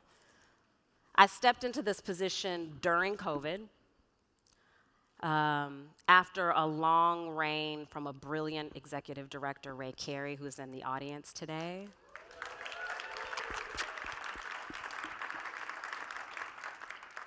In these 5 years, we have navigated a pandemic, rising authoritarianism, and relentless attacks on our community. And still, there's no place I'd rather be. I'm so honored and proud to be here with you, serving in this position at this moment in time. You did not have to entrust your time, your money, your patience, your energy, any of the things. But I'm glad you did, and I'm glad you do. And I'm so grateful beyond words. I know how difficult it is to earn trust, and so that we have any of it means something to me deeply. Our vision is clear. A democratic and economically just society where people of all genders and orientations thrive with belonging, self-determination, and bodily autonomy. It's that simple. They make it so hard.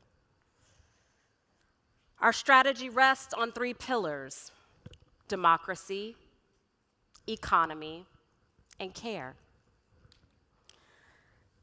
Often when people think democracy, they think voting, right? Yes, definitely voting, but it's also the right to protest, the right to dissent, the ability to organize and build collective power. Economy. What I don't mean is we all should be billionaires. That's not what I'm saying. I'm not saying y'all gonna be billionaires. Do you hear what I'm saying? The task force said we gonna be billionaires. That is justice. I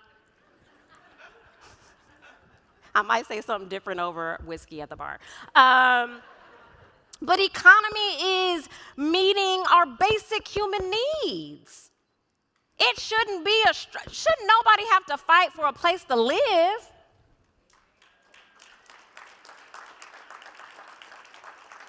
Fresh, good food to eat, clean air to breathe. People shouldn't have to fight for safety. Dignity shouldn't be a bonus.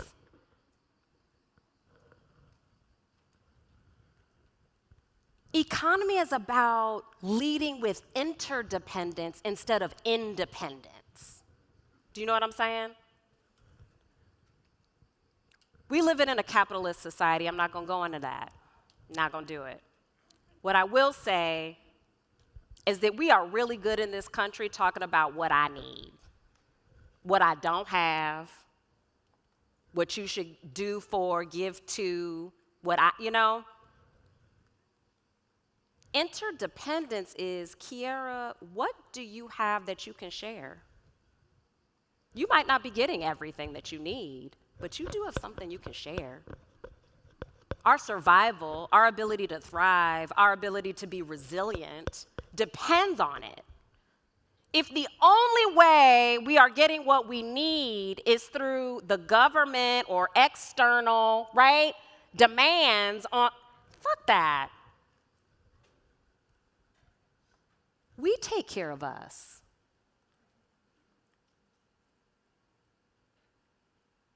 We take care of us. In the 80s, during the HIV/AIDS crisis, who was taking care of us? We took care of us. And the lesbians. Come on, lesbians. Come on, lesbians. Yeah. Come on. Give the shout out to the lesbians. How do you say lesbians in sign language? Let me see. How you say it? Lesbian? Ooh, that, ooh. You say it like this? Ah!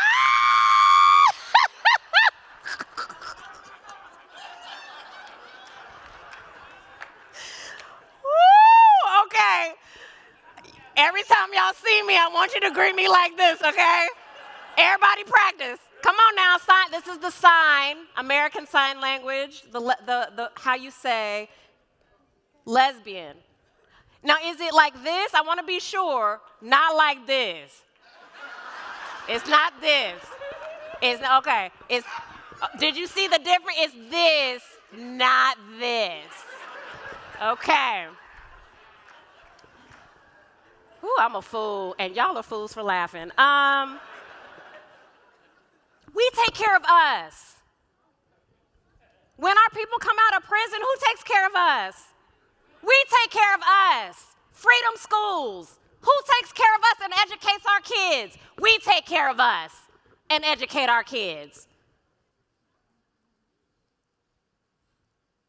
Out on the res, who takes care of us? We take care of us. This is a trend. You see where I'm going? Okay, you see where I'm going?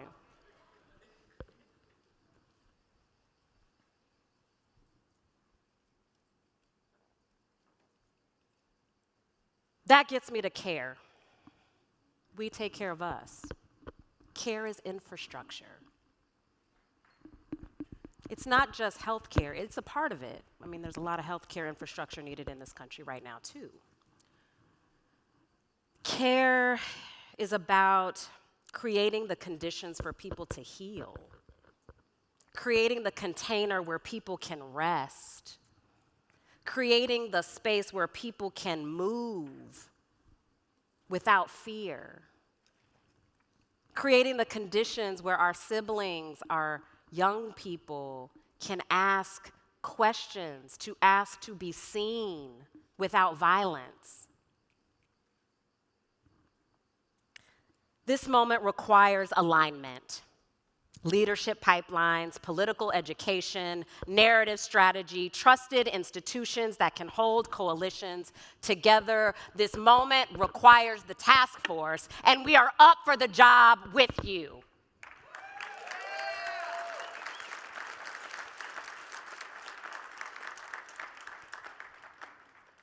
We must reject the false binaries.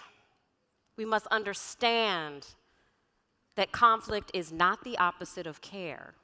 Silence is. So, some of you may be saying to yourself, Kierra, I'm tired. How are we going to do the both and when I can barely do the either or? Right?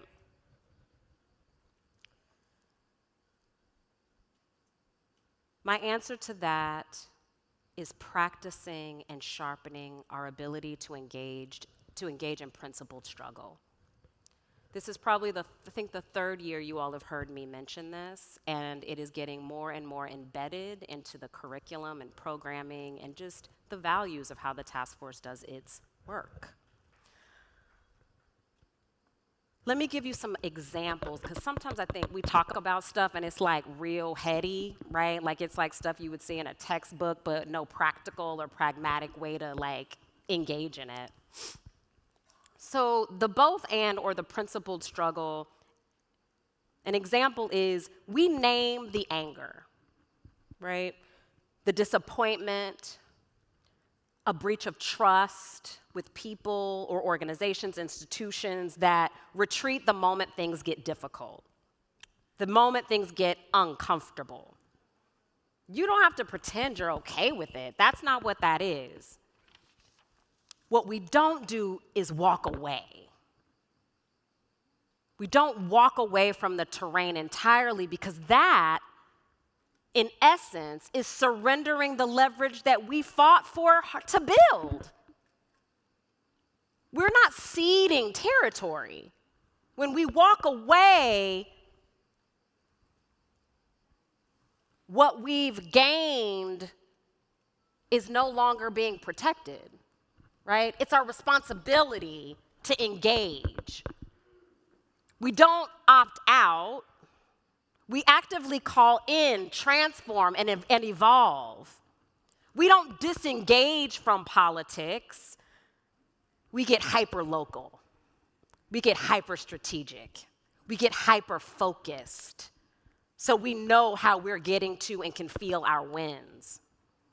We don't avoid discomfort and vulnerability. We lean into them as tools. Discomfort and vulnerability, if we let it, can actually educate us about what the work is we need to do, right? Not somebody else. What my work is, where I'm not quite up to par, where I've created ouch moments, and I'm not sure how that shit flew out of my mouth, right? It is an opportunity, if we lean into discomfort and vulnerability,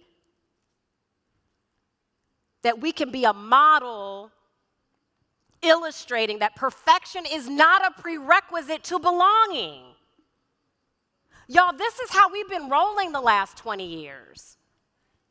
Your perfection is required for you to be at this table. Your perfection is required for me to think you're deserving of a canvas visit and knock on your door. Your perfection is required to ask you to come to the next chapter meeting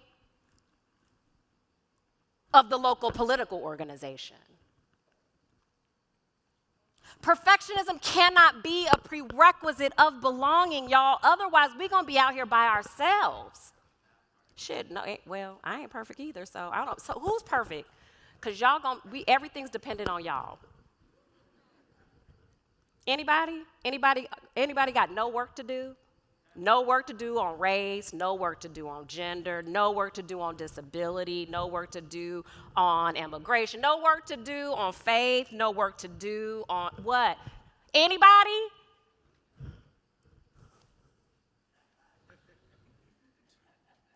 Right. That's right. Divestment is a strategy, not an eventuality. And it should be wielded with the consent of those who will most deeply feel the potential negative impact. Thank you. But opting out wholesale and without intention and strategy does not make harm disappear. Sometimes it just feels better when we just like, I'm boycotting, I'm out. I'm divesting, I'm out. But without strategy and intention, we've just absconded our responsibility. We've thrown in the towel. We've gifted our opposition a win. Corporations and institutions are embedded in nearly every facet of our daily life, whether we like it or not. And many people do not have the time, the money, the information, or access to choose alternatives all the time. My mom raised all 4 of my sister's kids. Walmart was her best friend. Her best friend. You know who wasn't about to talk to her about her Walmart stuff? Me. I'm good. Girl, you need me to go to the Walmart? Hotel workers may not simply just be able to walk away. Communities under surveillance cannot simply relocate. Queer people, undocumented people, Black communities, we exist everywhere. Where are we going? Many of us, most of us, do not have the option of opting out. But we cannot, nor we should not, and we should not, all be trying to do the same thing, playing the same role. We do need people playing the inside game, staying in the work alongside internal advocates, pushing institutions back, getting them in alignment. That might not be your role, but the role is important. See what I'm saying? You don't have to necessarily do it, but you've got to understand where it fits in the ecosystem, right? We got to honor it and value it as a part of the work of the ecosystem. It is as critical that we have a strong infrastructure and network of organizers who are organizing, educating, and leading accountability tactics from the outside. So y'all on the inside, stop acting like we're troublemakers in a bad way. We got to value that work from the inside and the outside.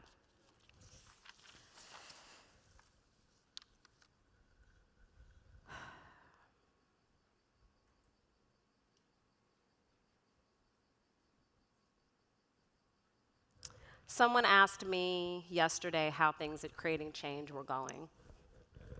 And I said, you know, it's kind of weird. I was like, I could feel how tired people are. I could feel the sadness. I could feel some of the confusion and hopelessness. I can feel the anger. And I said, love, joy, and generosity are in abundance here.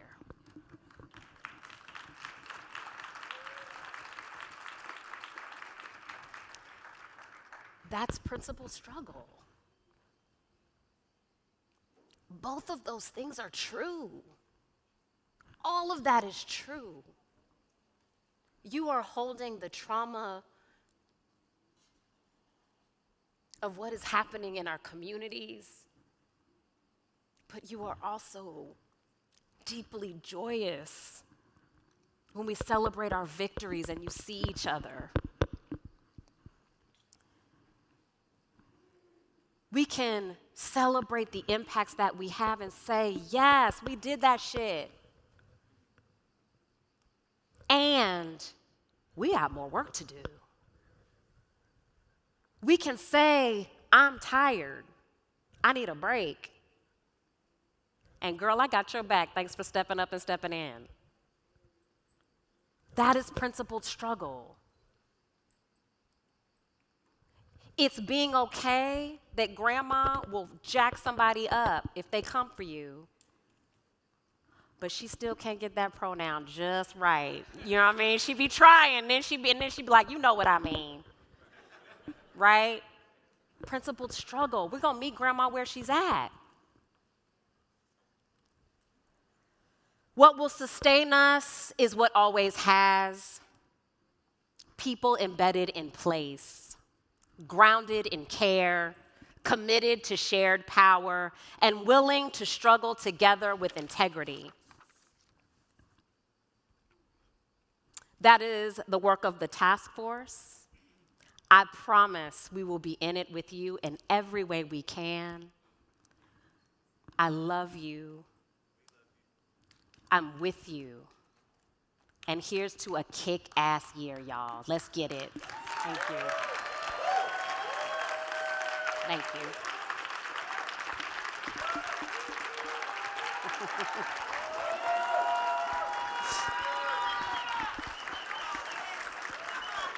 I love y'all.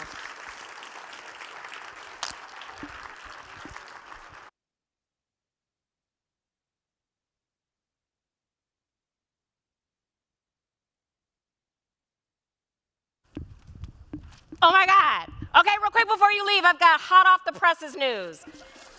Oh my God. So I was just talking about tactics and organizing and calling in and all the things. I just want you all to know, we just got our meeting with Hilton Corporate. And we have an action. I think you all heard about the action. We are going to be taking a lot of the feedback that we've already heard from you all and that we have, and we're going to have a real principled struggle conversation with Hilton. And I'm really excited that they're ready to sit down with us. We'll see how happy they are afterwards. But we got home training. So I just wanted to let you all know the work is in progress. Thank you. Wish us luck. Have a great creating change.